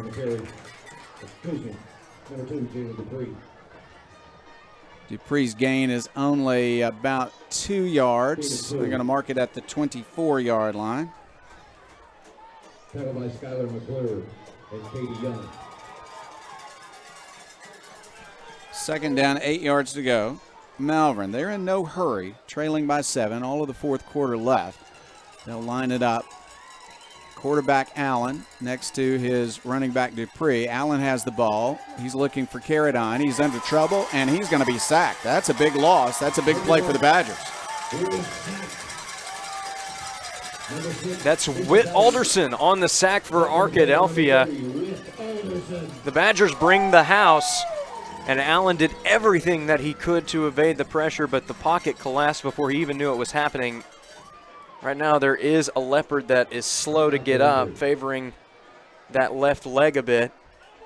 Yeah, offensive lineman is going to check out of the game, but he is walking under his own power. That's good to see. He was face down there for a minute, but he gets up and he's going to walk off the field, favoring a leg. And so a replacement will come in on the offensive line, and it's a big third down coming. Now, of course, they got a big player in Dupree.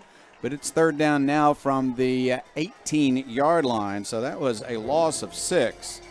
And it's third down and 14. They are not in 4-down territory here, so they need 14 yards on this play.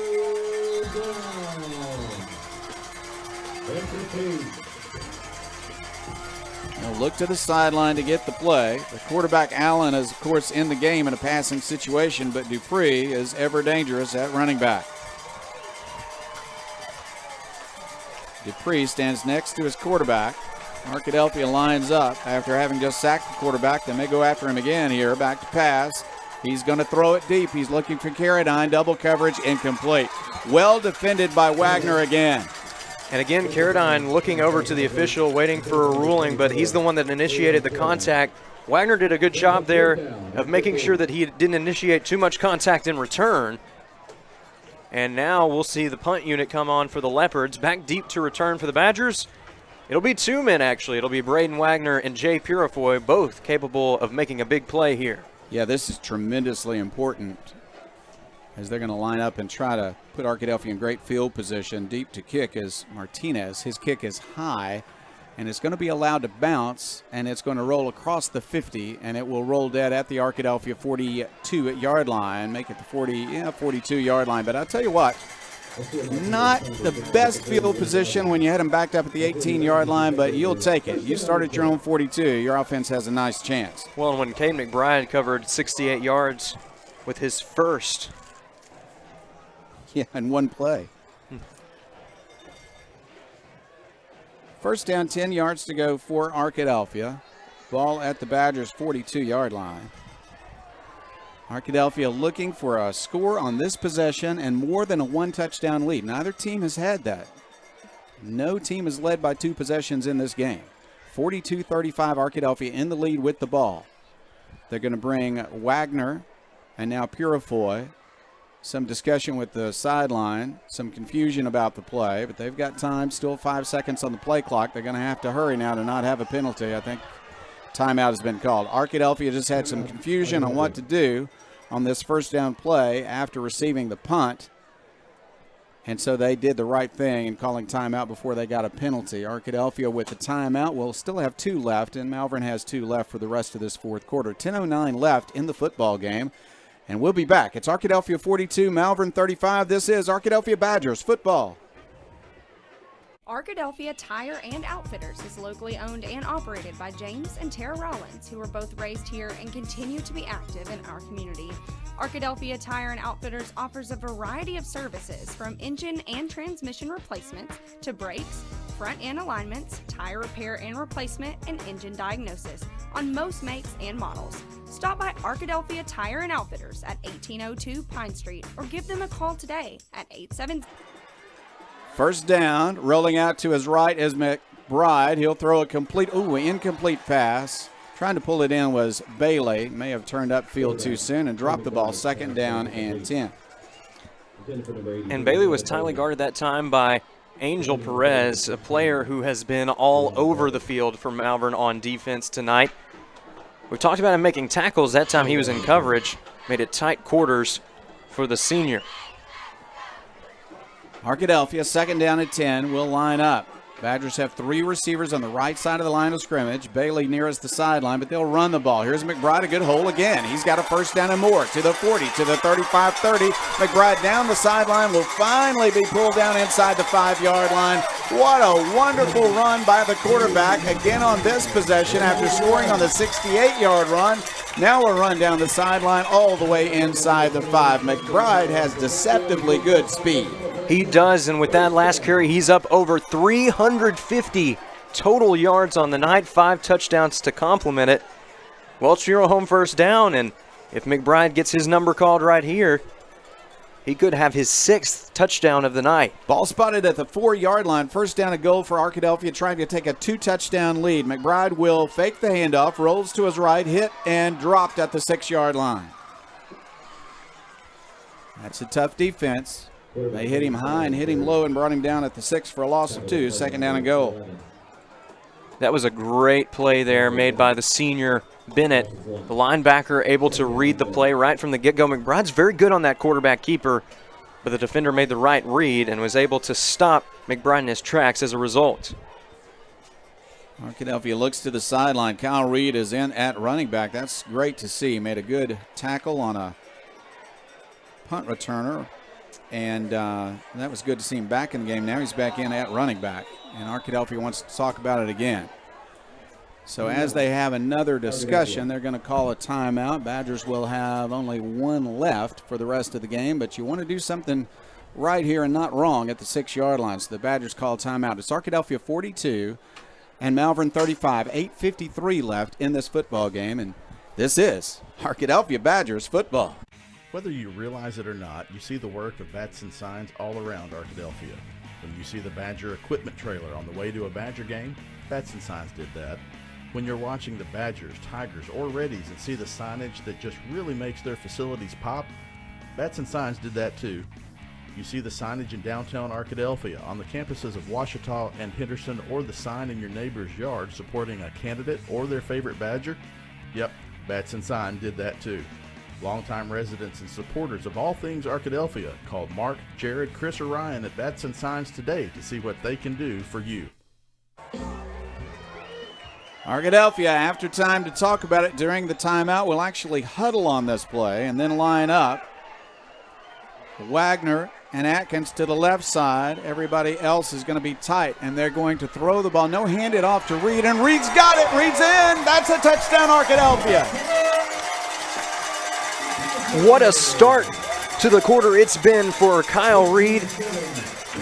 He had been hurt earlier in the second half. He comes back in for kick coverage on the last play of the third, and this time he finishes off the drive with another Farm Bureau touchdown for Arkadelphia. For the first time tonight, the Badgers have a 2-score advantage.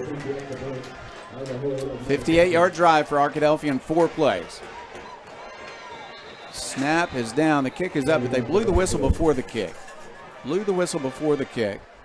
Might be moving back Molinari by 5 again. Yeah, false start against Arkadelphia. He just made a 25-yard point after touchdown. We'll see if he can do it twice in a row.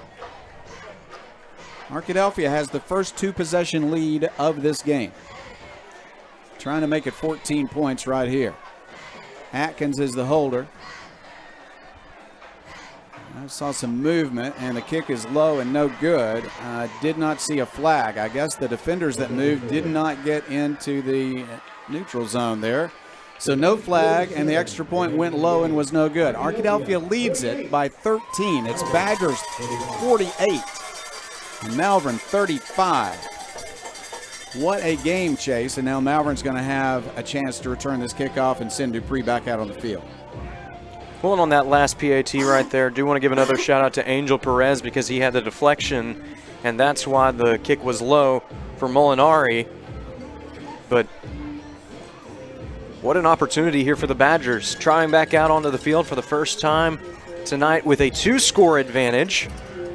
Neither team has held a 2-score advantage up to this point, but that is a luxury that the Badgers are enjoying at this point. However, as you mentioned, Jeff, with Dupree and the Leopards waiting in the wings,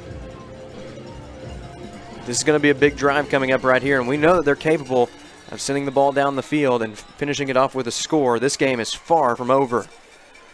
Well, you're exactly right about that. Lots of time, 8:47. Here's the kick, and it is going to be returnable, now dropped and picked up at the 18-yard line. He's going to have a short return, didn't make it to the 20. I thought actually Arkadelphia might have been offsides on that kickoff, but no flag down, and so Arkadelphia benefits from very good kick coverage and a fumbled bouncing kickoff by Malvern. And so the Leopards have some distance cover, lining up at their own 18-yard line.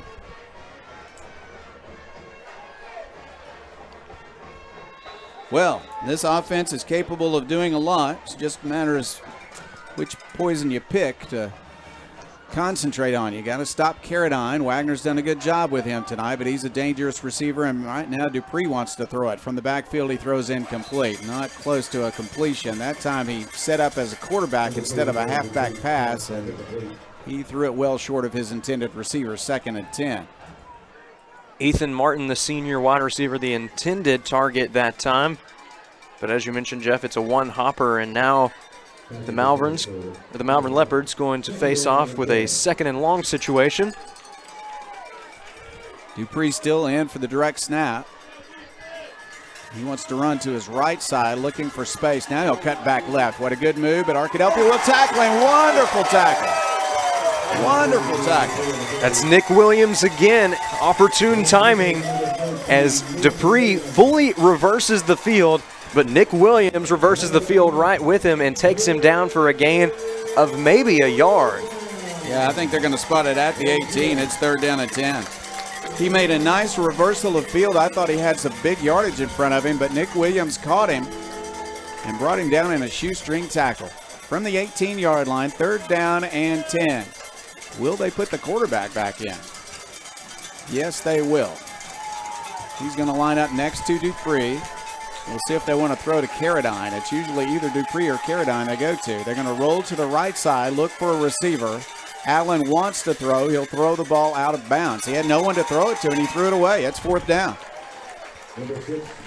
And that's one where you don't want to force the issue by throwing it into coverage. That's a smart play by the sophomore quarterback, as he's able to evade the pressure, throw it out of bounds. 4th down situation here, and with 7.5 minutes to go, we'll see if the Leopards, they're going to want to take some time to talk things over because they've got an important decision coming up right here. You still have 7.5 minutes to work with. Do you try and go for it here, or since you're this deep in your own territory, do you go for the punt? They're going to talk about it, and perhaps they'll pull something from the back of the playbook here. They've got 10 yards to cover, and it's 4th down. And if you don't make this 4th down, you're going to give Arkadelphia an opportunity to have a 3-possession lead. Badgers lead it by 13 right now. 7:44 left in the game.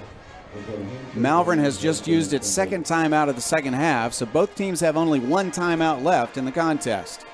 Chase, this is a key decision for Malvern. Do they have enough faith in whatever play they're drawing up, or will they just talk about it and finally decide to punt the ball away?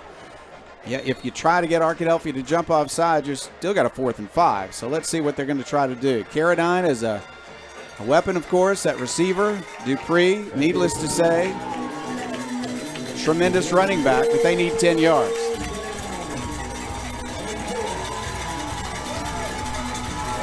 Allen at quarterback.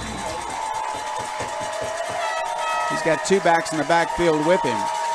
Wheel route for Dupree. That's what they want, but he's under pressure. Arkadelphia putting pressure on the quarterback. He throws it downfield, and it is incomplete. 3 Badgers ran into each other trying to get the interception, but everybody's okay. The ball hit the turf, and the Badgers take over at the 18-yard line of Malvern. And I got to tell you, Jeff, one of my favorite things right there is that Kyle Reed bounced right back up. Chase Vantelborg, he was laying flat on his back, but he just throws the thumbs up because he knows that the defense got the job done. What a big stop there for the Badgers, and a chance to really create some separation here, starting the drive off in the red zone. I don't know what they called, Chase, but I thought he wanted to go to the wheel route to Dupree on the left side. It was cut off immediately by a defender running at the quarterback. He chased him back to the right, and there was just nobody over there to throw to except for a deep receiver. He wasn't going to be able to set up and throw it deep, so he threw it away, really. Kind of a prayer on that pass on 4th down. Arkadelphia on 1st down runs a reverse. Here's Purifoy looking for space. He's got speed. He's going to turn the corner and make some yardage inside the 10. It's 1st and goal. And Purifoy running over a defender as he goes out of bounds that time. Head full of steam. He's got the Welch Funeral Home 1st down, and the Badgers already inside the 10. He is like a secret weapon, isn't he? You run with Reed, you run with McBride, you throw it to Bailey, and then suddenly the fastest guy on the field has the ball for Arkadelphia. Running play. This is Buckley. Buckley inside the 5, fighting for the goal line. He won't quite get there, but that's a nice gain on 1st down and goal. And with the Badgers now down to the 1-yard line, we'll see if they go with D'Angelo Buckley or if they try to bring Kyle Reed in. Or excuse me, even K.D. Young is an option here as well, and we'll see if they go for that isolation package. From the 2-yard line, Arkadelphia lines up. Crowd is standing on the home side. They know that Arkadelphia needs this score. Here's a running play. This is McBride. McBride is close. McBride is not in the end zone. He is. A late call. He got there. A late call, and he got there. McBride in a pile. The officials finally found him, found the football, and called the touchdown. When his team needed him most, Caden McBride stepping up with the best game of his career thus far. Not 1, not 2, not 3, not 4, not even 5. He's up to 6 touchdowns on the night. And with that PAT following the Farm Bureau touchdown, the Badgers up by an even 20. Extra point up and good by Molinari. Arkadelphia 55, Malvern 35, still 6:38 left in the game. It's not over, Chase, but Arkadelphia has put itself in a great position. They've done everything that they can here in the second half, leading 35-28 at the break. They've outscored the Leopards 20-7 here in the second half up to this point. But as you can tell, these guys know the job's not done just yet. Still got to go out there and play defense against a talented Malvern offense, but as much time as they've spent out on the field, you know these guys have got to be tired. 55 points tonight for Arkadelphia. Malvern, though, we know they can score in a play or two, and that's what they're lined up now trying to do. Still a lot of time left, 6:38. Malvern has only 1 timeout. They trail it by 20. Took a chance, went for it on 4th down and 10 from their own 18, and it paid off for Arkadelphia instead of Malvern. Line drive kick. It's going to bounce by the return man and all the way to the end zone. All the way to the end zone. Malvern now making a few mistakes, and that's really showing a difference. I see a difference in the body language for the Leopards right now. They need a big play to get some enthusiasm back on their side, trailing by 20, and Arkadelphia just the opposite. You can tell by the body language they are fully confident right now. They're locked in right now, Jeff, and this defense, even though they've been out there for a long time, they don't look tired right now. This has been a slugfest in the second half. The defense has really taken over. Malvern has had to earn every single yard it's gotten. And at this point in the game, time not on the Leopards' side. They're going to have to make a difference here pretty quickly. They are going to hand off. There's a run for some yardage, but not a lot. Arkadelphia gain tackle at the 23, maybe the 24-yard line. Everybody running to the football that time, and that was not Dupree. That was Clegg on the carry. And at this point in the contest, we haven't seen the Leopards run up-tempo very much, but they're likely going to be forced to do that sooner rather than later. Dupree is not in the game. Clegg is the running back.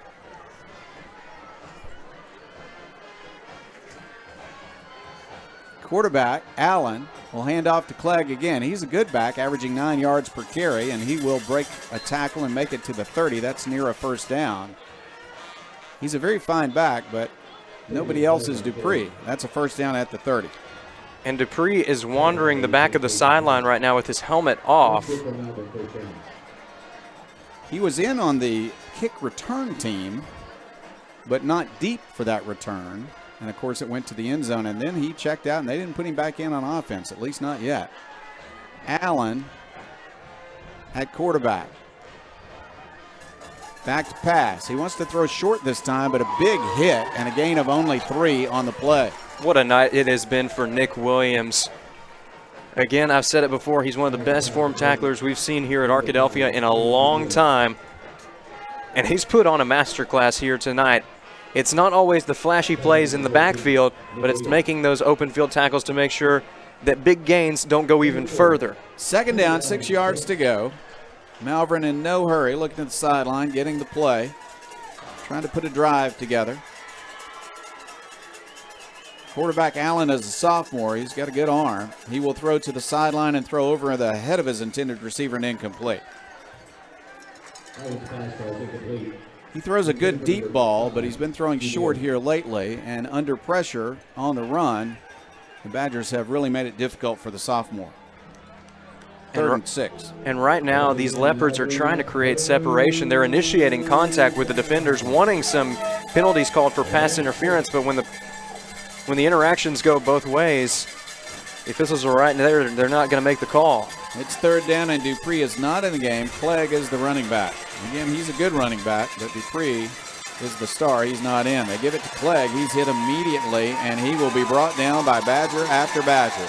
The interior line, the linebackers, Young is there, Wimberly is there. Loss of a couple, and it, folks, is 4th down for the Leopards again. And you have to feel, hold on a second, the Leopards are going to send out the punt team, and that might be effectively waving the white flag here if you're Malvern. And we'll see if they fake it or if, in fact, they're going to accept the idea of being the number 2 seed instead of the number 1 seed in the playoffs. Arkadelphia does not send anyone deep. They want to wait and make sure this is not a fake. He's going to punt it. There's the kick. Line drive shot, going to be allowed to bounce. Doesn't take a Malvern bounce at all. And Arkadelphia will have great field position at its own 47-yard line. 3:48 left in the football game. Arkadelphia has pitched a shutout in the second half, and the Badgers lead at 55-35, a 20-point lead, and we'll be back. This is Arkadelphia Badgers football. Everyone's known for something. Ours is simple. At the Southwest Auto Collection and iDriveSWA.com, you get the absolute lowest price on America's best brands. Ford, Lincoln, Chevy, GMC, Buick, and Chrysler, Dodge, Jeep, Ram. The best selection and the lowest price. Arkadelphia back out on the field, handoff, and that is Reed for a couple of yards. Arkadelphia wants to keep it on the ground, run some clock. Only one timeout left for Malvern. And I tell you what, I misspoke moments ago. I said Arkadelphia had a shutout in the second half. They actually gave up a touchdown to see this game tied at 35, but since then it's been all Arkadelphia, 20 straight points, 3 touchdowns for the Badgers since they gave up that game-tying touchdown and extra point. Now Malvern, I think, just might let the clock run. They decided not to put Dupree back in the game. Down by 3 touchdowns, Arkadelphia is in control and using the clock now, down to 15 seconds left on the play clock. looking to the sideline. They're going to use a lot of play clock, down to 7 seconds. Now they'll line up.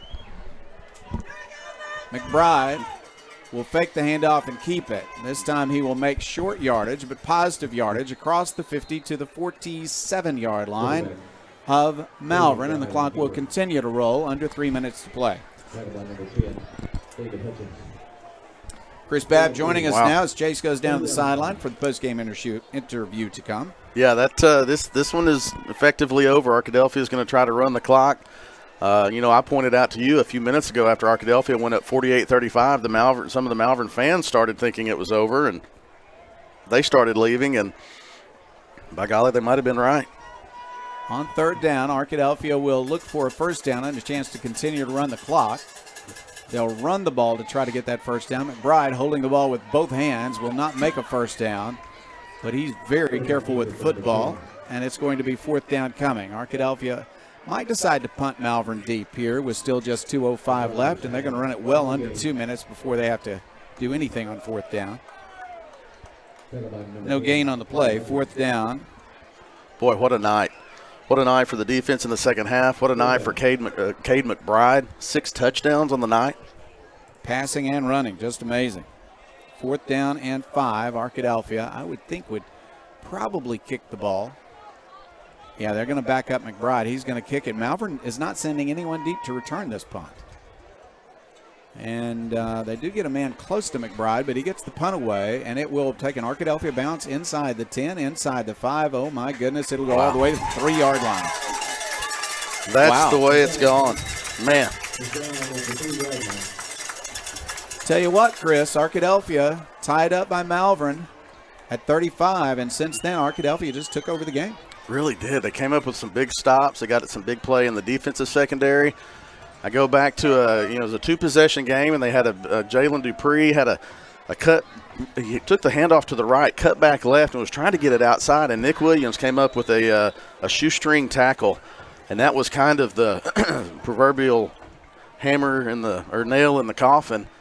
And Arkadelphia really just the thing we've not seen tonight is penalties. We saw a lot of penalties previously for Arkadelphia. I was talking to some Malvern folks. They've had a lot of penalties. Not a lot of penalties tonight, and not a lot of turnovers. I don't know if Arkadelphia had a single turnover, and I remember one from Malvern. That was the pick 6 off the deflected pass, off the high pass that went off the top of Carradine's hand, and Braden Wagner returned for the pick 6. So clean game for both teams, and Arkadelphia just outlasted Malvern. Malvern really scored fast, scored pretty easily through the first quarter, part of the second quarter. But here in the second half, they have 1 touchdown, and Arkadelphia bounced back with the next 3 scores to take this commanding 20-point lead. Badger defense on the field, only 1:20 left. 1 timeout left for Malvern, but I don't think they're going to take it. No. Dupree is not in the game. Clegg is the running back. He's easy to see because of the yellow gloves. They're going to hand it to Clegg, who makes a nice run. Tackle made on the play. Arkadelphia has tackled well tonight against a really fine offensive team. What a second half for the defense. It really is. Defensive coordinator, Coach Chris Kaiser. Couldn't be disappointed that they gave up the 35 points, but they got stops when they needed them. And that's going to end up being a conference championship for the Badgers, and a bye, no game next week, and home field advantage throughout the playoffs, Jeff.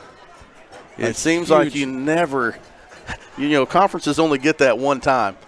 And you seem like you never rotates to your time, but by golly, Arkadelphia has got it, and that might be the last play of the game. Clegg on the run across the 15, tackled by Arkadelphia. I tell you what, 0-3 start, of course, against higher classification teams. Arkadelphia bounced back, and they have not lost a game since, and they've dominated most of those games. Now, this is a 20-point win in a game that I wouldn't say was dominated until late, but Arkadelphia just put its will on the Malvern Leopards and got the win tonight in a beautiful fashion.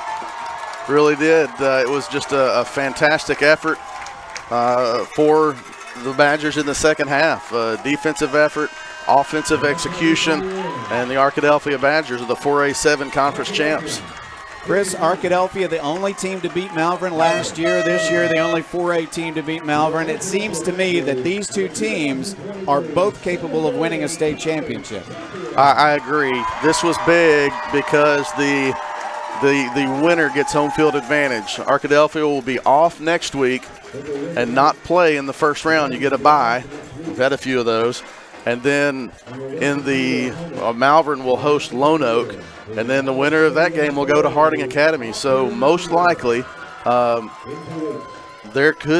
most likely will be a rematch of the state championship game in the second round of the playoffs. Yeah, just amazing, just amazing. I tell you what, let's also talk about this crowd. I mean, certainly a large crowd from Malvern on the visitor side here in Arkadelphia.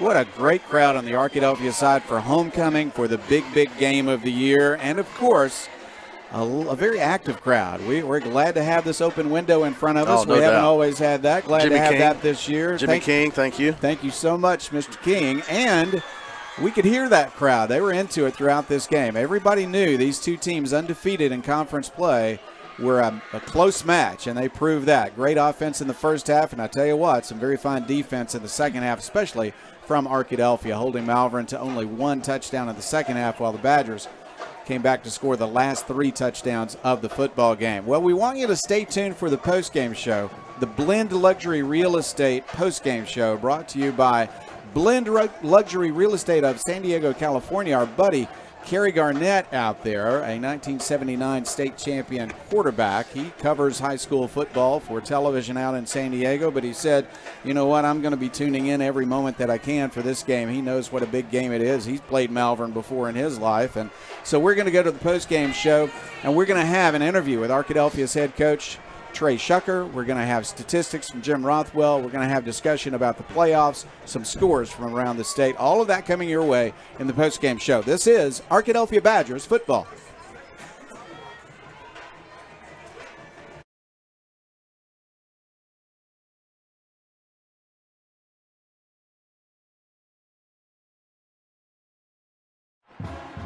Great coaches know that success on the field takes more than just athletic ability. It takes a winning strategy. And at Southern Bancorp, we believe the same applies to banking. Whether you need competitive rates on loans and accounts to keep you in the game, or financial tools like credit counseling and homebuyer education to move the ball down the field, we can help. Visit banksouthern.com today and let's build your winning strategy. Southern Bancorp, wealth builders for everyone. Member FDIC, Equal Housing Lender. Under perfect conditions, your car traveling at 65 miles per hour can stop in about 300 feet. That's the length of a football field. But a fully loaded tractor trailer, one that weighs 80,000 pounds, will take 2 football fields to stop. And that's if the driver is rested, paying attention, and the truck and load is properly maintained. If you're in an accident with a big truck, call 1-800-CAR-WRECK. Get the experienced team that's going to be on your side, by your side.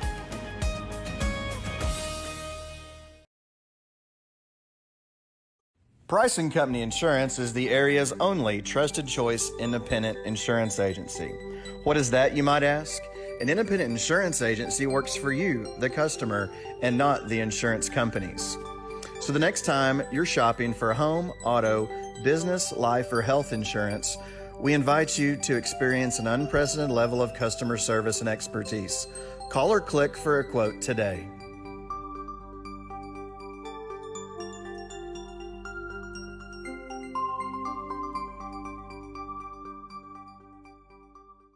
The Washita River Rumble Championship belt.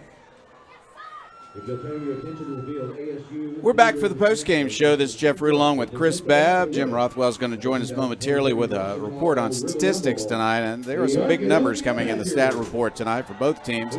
And we're going to be talking about how Arkadelphia was able to stretch it into a 2-possession lead, and then lo and behold, a 20-point lead, and they come away with a 55-35 win over Malvern tonight. A very special night for a number of reasons. There is a trophy that goes with this game. It is. You see the belt being presented right there. Steve Rook, you heard from him at halftime. He presented, the president of ASU Three Rivers, presented that championship belt. Little Rocky music. Matt Johnson, hat tip to Matt Johnson for the Rocky play right there. But yeah, you get the belt. You see them celebrating with that belt. And just a fantastic night for the Arkadelphia Badgers. Home field throughout the playoffs, Jeff. And more importantly, the conference championship. And by next week and wait for that second round. I love what I'm seeing, the players celebrating that belt, and you see the Badger flag circling them. What a celebration it is for Arkadelphia High School students on the team and in the student body tonight. A big, big game. Great performance by the band at halftime, of course. Just a great night to be an Arkadelphia Badger, and the Badgers come away in great position. Tell you what, as we talked about it, 3 losses at the beginning of the season against higher classification teams, and then Arkadelphia starts to really put it together. Chris, I just have to say that Arkadelphia needed some players to blossom, and they have blossomed. They really have, and they played well tonight. We talked with Coach Shucker about playing with emotional, but within yourself. They played hard tonight. It was a clean game, minimal penalties. I think that's probably, if you look back through the 9 games, that has got to be the fewest amount of penalties Arkadelphia had. The penalties we did see were weird ones that we haven't seen. The false starts on the extra points, but in game play, that's got to be the least penalized Arkadelphia has been all season. To play with 2 penalties. Emotion. Jim said 2 penalties only tonight. 2. To play with heightened emotion, to play with all all that you can muster as an offensive player, as a defensive player, and not make mistakes that turn into penalties. It's such a key. You got to have precision and you got to have extreme effort, and they had both of those tonight. Yeah, they really did. It was just a Coach Shucker is going to be pleased with this game. Obviously, you have the win, the offensive execution, no penalties, no turnovers, taking advantage of the 1 turnover, and then getting stops when you had to have them. And that's what Arkadelphia did tonight. Well, we're going to have an interview with Arkadelphia head coach Trey Shucker, but first let's go to Jim Rothwell, who I believe is ready to give us a statistical report. Jim is an accountant, and we love having somebody good with numbers on our stats, and he had some big numbers to work with tonight, Jim. Well, we're gonna Lots of yardage gained, especially in that first half. It really was. We're going to start with Arkadelphia. It was interesting. Cade McBride had 216 yards in the first half. He didn't complete a pass in the second half, but didn't need to. He did end up with 9 out of 14 for that's right at 64%. 3 TDs, no interceptions, which is a big thing. Again, spreading the ball around. Of course, Bailey had a big night with 4 receptions for 102 yards and 2 TDs and a couple of long passes. But all the other receivers, Maddox and Reed and Purifoy, Wagner, Wagner didn't catch one, but they all had 1 or 2 catches for 20 to 35 yards, and that's spreading that ball around. Rushing, not a strong rushing game by the backs, but McBride had 12 carries for 158 and a couple of big runs. It was interesting. They had a certain play where they would overload a side, and several times they ran the running back to that direction.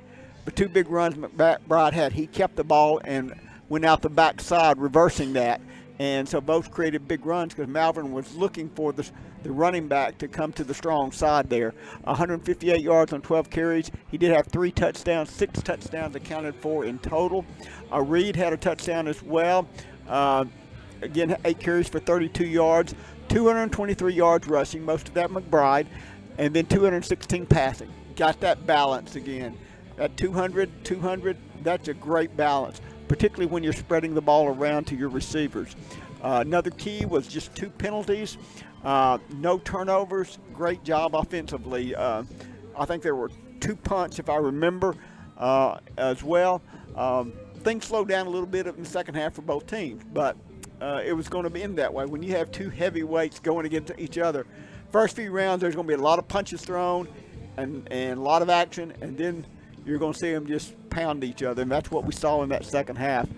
From Malvern, it's what we expected. Jalen Dupree, 31 carries for 249 yards. I think that does move him up on the all-time Arkansas list. 5 TDs he accounted for as well. But the second half, Arkadelphia really did a great job on him. I think he had 160 yards at the first half, so he had only 90, and that still sounds like a lot. But 160 compared to 90 is a big deal. So only 90 yards in the second half, and much better.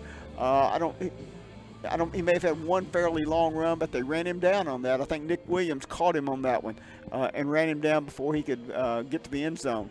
So great job defensively. Again, Dupree's going to get his yards one way or the other, but you got to keep him from making so many big plays. Several of his touchdowns just came on fairly short runs. And so good job on controlling the Allen, the quarterback. He was 7 out of 17 for 156 yards. A couple of those came on some big passes to Carradine, who made some great catches. He's a big-time receiver, very physical, can go up and catch the ball at the point. Second half, again, the defensive back for Arkadelphia did a great job on him. He ended up with 5 catches for 118 yards.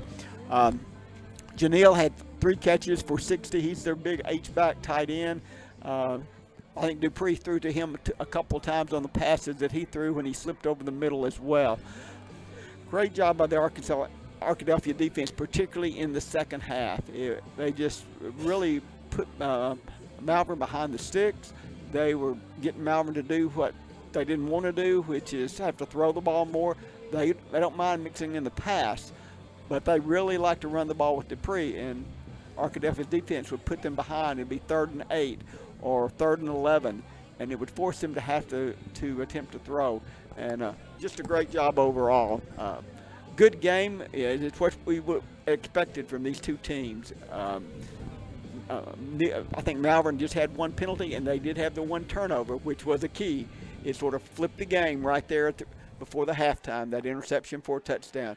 That, to me, was probably the key thing that sort of just flipped everything right before halftime. Jim, I had the very same thing in mind. Malvern was able to score and make a 2-point conversion to take a 28-21 lead, but then McBride came back with that 1-yard touchdown run. It was an 8-play, 65-yard drive. Malvern had the ball back and had a chance then to take the lead before half, but instead a ball that was tipped at the line of scrimmage found its way to Wagner, who tipped it to himself and was able to then run in for the touchdown on the interception. Malvern didn't have enough time to get moving for the rest of the first half, and Arkadelphia took in a 7-point lead at halftime. Arkadelphia with its first lead of that size, and then nobody took a lead of more than 1 possession until well into the second half, but Arkadelphia dominated in the fourth quarter and got the 20-point win.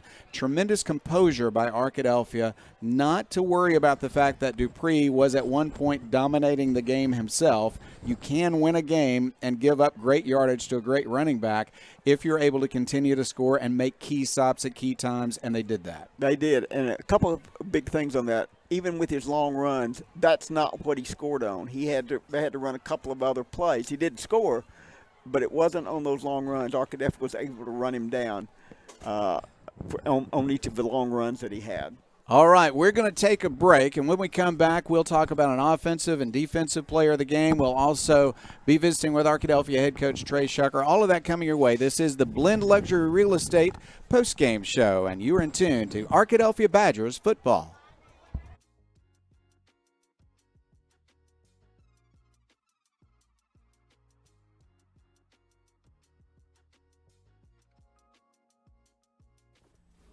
As a family-owned sporting goods supplier since 1950, Southwest Sporting Goods understands the value of customer service and is committed to providing the best quality customer service and merchandise available. Southwest Sporting Goods is located in Arkadelphia, but also has salesmen that cover the entire state of Arkansas to help ensure that their customers will receive the best customer service and pricing that can be found. Southwest Sporting Goods, located in downtown Arkadelphia, supporting the Badgers since 1950. Go Badgers! Turner Rogers Manning & Plyler CPA is a longtime supporter of the Arkadelphia Public School District. Turner Rogers Manning & Plyler has established a reputation for providing clients with outstanding services that include auditing, accounting, and tax and business consulting. Contact Turner Rogers Manning & Plyler today at 870-246-4563 or by visiting them at 305 Professional Park Drive in Arkadelphia. Turner Rogers Manning & Plyler says, Go Badgers! Locally owned and operated, Welch Funeral Home has been serving the Arkadelphia community since 2005. Our goal at Welch Funeral Home is to offer every family that will allow us to serve them the most caring, dignified, professional service at the most affordable price. With over 40 years of experience in the funeral home industry, owner Tim Welch and Welch Funeral Home have also been longtime supporters of the Arkadelphia Badgers and Lady Badgers. Contact Welch Funeral Home at 870-230-1400 or visit them at 202 South 4th Street near downtown Arkadelphia. The Board of Directors at South Central Electric Cooperative believes in the necessity of high-speed internet access in rural South Central Arkansas. South Central Connect was created to fulfill a need other internet providers were not able to provide in our area. South Central Connect, through our local cooperative, brings the necessity of internet service to your house, much like they did electricity in the 1930s. Sign up today at southcentralconnect.net or call 855-269-3429.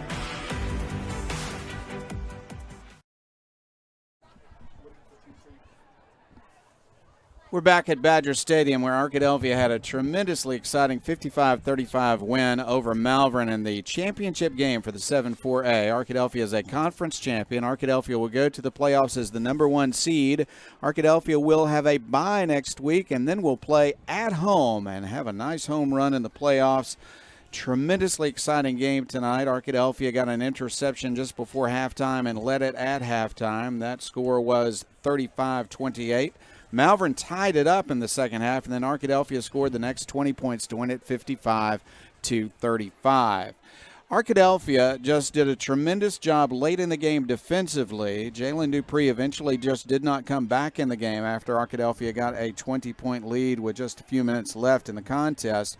But Jalen Dupree had a great game, and he'll be active in the playoffs. I think we have to remember that Arkadelphia beat Malvern last year, and then Malvern won a state championship over the team that won on a field goal against Arkadelphia in the semifinals. So Malvern will be a threat in the playoffs, but Arkadelphia has the advantage of playing at home, and so the Badgers are looking forward to a week off to prepare and then playing at home for the playoffs. A nice stretch of home games in the playoffs. Let's go down to the field now as Chase has an interview with Arkadelphia head coach Trey Shucker. I'm standing by with a victorious Arkadelphia head coach Trey Shucker. Coach Shucker, first off, congratulations on back-to-back 4A7 conference titles. And I'm so excited and just proud of our team, excited for how far we've come in this season. I've told people that the end of the season will not look like the beginning of the season, and very proud of our team for just coming to work every day and believing in it and believing what we can be. And the result of tonight, the conference championship, undefeated conference season is just the result of hard work from our players, from our coaches. Just so proud of our team, so proud of our program. This is huge for our program. Well, tonight it was a big night for the offense. Some of the best efficiency that we've seen on that side. Cade McBride with 6 touchdowns, Evan Bailey with 3 touchdown receptions. That senior class leading the way. What did their contributions mean to this game? This is huge. Those are guys that I knew that they could get to this point, and very excited. And we still got to improve on some things, but very excited for those guys and the performance that they had tonight. They were huge. We couldn't have won this game without them. And they had the night that they needed to have to win this game, and very excited for those guys and what they did for us tonight. So proud of them. And on the defensive side of things, we knew that Malvern was going to have a talented offense coming into this game. Jalen Dupree, one of the top running backs in the state, and he lived up to the hype. But the defense stepped up when it mattered most. What was the key to that mindset of staying locked in despite the excellent play that you were seeing on the other side of the field? The biggest thing is we had to be physical. We knew we had to match physicality, and we take pride in being a physical defense. We just knew we had to match that, and I thought our defense stepped up to the challenge. We had to win first down, and that was something that we struggled on early in the game, and then as the game progressed, I thought we did a great job of winning that first down battle, putting them behind the chains, and we knew that we could be a little bit more successful if we were to do that. Well, Coach, with this game, one chapter closes, but another one begins as the postseason starts. Here at home, you get a bye week this next week, but what do you hope is the mentality that the team carries away from this matchup? Well, the biggest thing is it feels good. It feels good being a conference champ again. It's 2 years in a row, second year in a row, and it's interesting because we do have that bye week next week. Normally we would be starting playoffs next week, and we tell them the 24-hour rule, enjoy it, turn it around, and be ready for the next opponent. Well, we get to enjoy this one all weekend long because we don't have an opponent next week. So we're going to enjoy it all weekend long, and then when we come back on Monday, we'll get back to work and start fixing ourselves and getting better. and being ready for the playoff run. All right, thank you, Coach. Congratulations on another 4A7 title. Thank you. Go Badgers.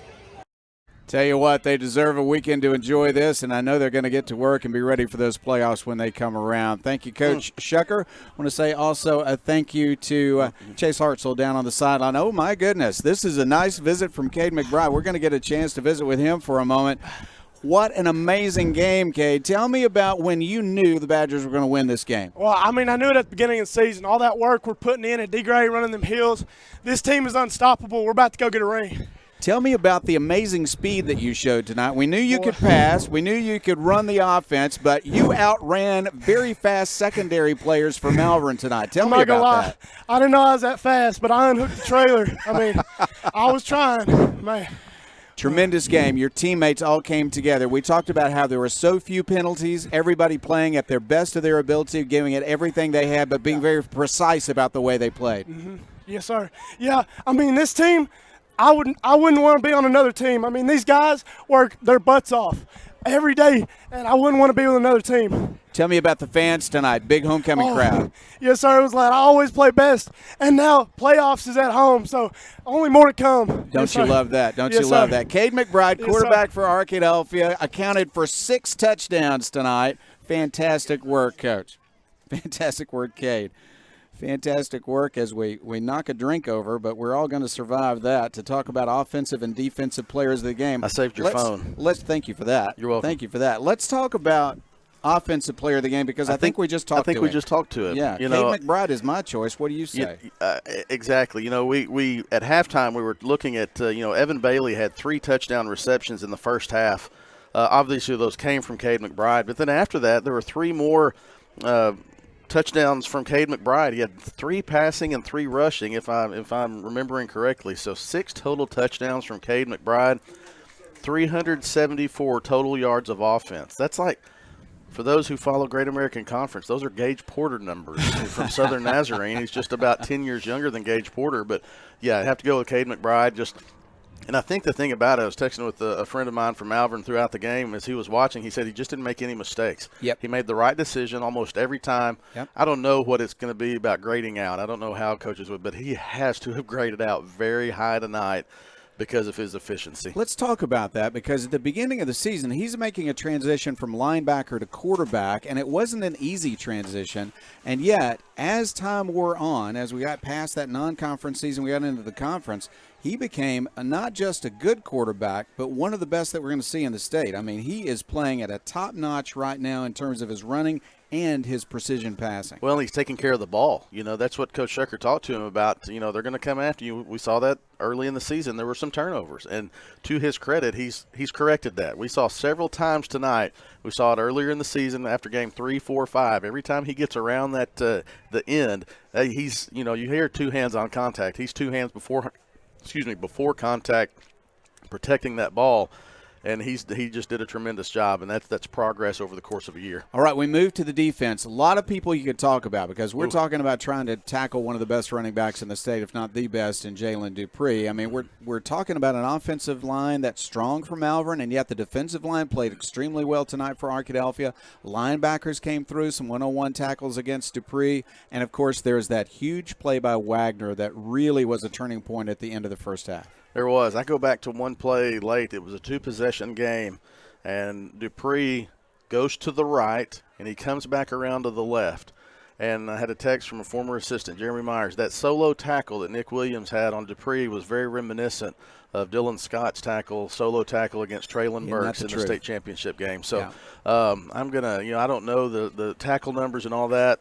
He was all over the place. The same friend I was talking about said, man, 14 really does a good job. So I might have to give my to Nick Williams. I'm with you. And, he played offense too. So he was playing on both sides of the ball. Right. And that's the kind of play that Dupree is accounted to taking to the end zone. Instead, tackled at the line of scrimmage. Tackled the line of scrimmage, forced a 4th down, and I believe they punted after that. And that was kind of the white flag. And also, as Jim saying, he chased Dupree down on a long one that kept him from going in the end zone. Only 1 touchdown given up in the second half Arkadelphia's defense really came through. And I'll say again, Wagner's interception to give them the lead at halftime was a huge turning point. Absolutely. But I'm with you. I saw Malvern a little bit different body language after they had to give the ball away on that possession. Absolutely. The body language changed. Body language can tell a lot. A team that senses blood can tell that, and I think Arkadelphia sensed it and took advantage of it. Arkadelphia with the big win tonight. Our offensive player of the game, Cade McBride, who we got to visit with, and our defensive player of the game, Nick Williams, who has such a great career at Arkadelphia on defense, also played well on offense tonight. Well, let's close that out by talking about the conference a little bit. It appears to me that there are certainly good teams from other conferences, and we know all about Harding Academy and how strong they can be. But Arkadelphia and Malvern, it seems to me, and perhaps even Nashville, I would say, Chris, strong representatives in the playoffs. Absolutely. I think the top five, pretty consensus top five this season to go into it, Harding Academy, Elkins, Warren, Malvern, and Arkadelphia is in that mix. Arkadelphia is in that mix with Warren, Elkins, Harding Academy, Malvern, those five, and one of those will be out after the second round.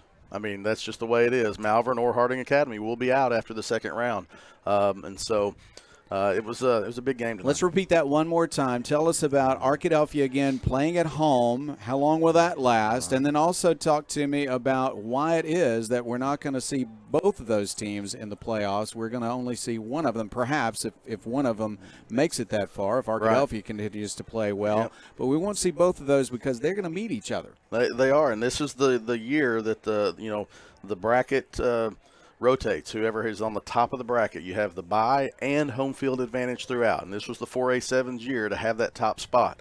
And that's why the winner of tonight's game, we've said it a few times. And so Arkadelphia will face either, I believe, Bald Knob is the fourth from the 4A2, and then that 4A4 had 975 different scenarios going into tonight because they could have ended up with a four-way tie. And so I don't know, based on what those scores we'll see, could be Central Arkansas Christian, could be Bauxite, Lamar, any of those would host Bald Knob, and Arkadelphia would get the winner.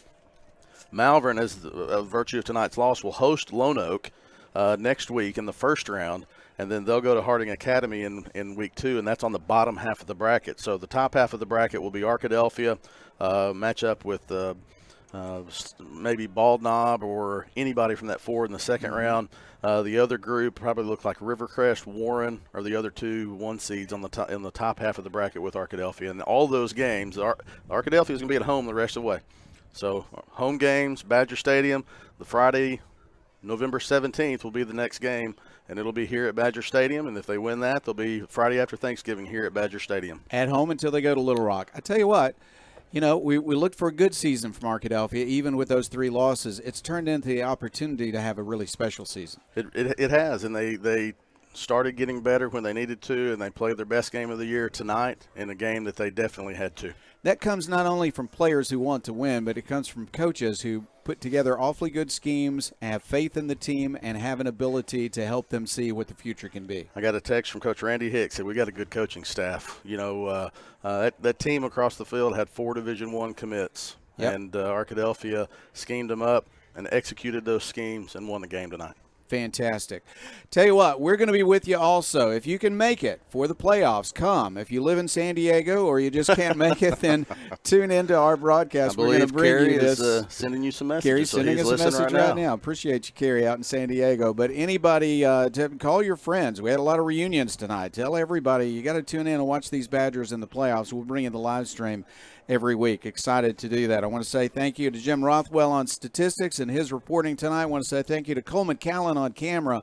As always, a super job. My partner, of course, on the air is Chase Hartzell. 4 years with him, Emmy Award-winning young man. It's just a tremendous opportunity to work with him before he graduates from Ouachita and goes on to bigger and amazing things. And my good friend to my right is Chris Babb. He runs the whole show. He does everything from get us on the air to give us information to help us clean up the spills that happen in the press box. Had a couple of mishaps in the press box tonight. It was an interesting night all the way around. But that's a story for another time, folks. It's a great night for Arkadelphia. The Badgers win it over Malvern 55-35 in the championship game between 2 teams undefeated in conference play. The Badgers win the championship for the conference. The Badgers home for the playoffs. Tune in with us. Watch it. Come to the stadium if you can next week. It's been 2 weeks. a pleasure. 2 I'm weeks. sorry, 2 weeks because of the bye next week. So pleasure to be with you tonight. I see a lot of Badgers still on the field. Congratulations to everybody tonight for a great homecoming and a great, great football game. Arkadelphia 55 and Malvern 35, the final score. This is Jeff Root. Good night, everybody. And Abby, tell Mary Kate Grandpa is on his way home.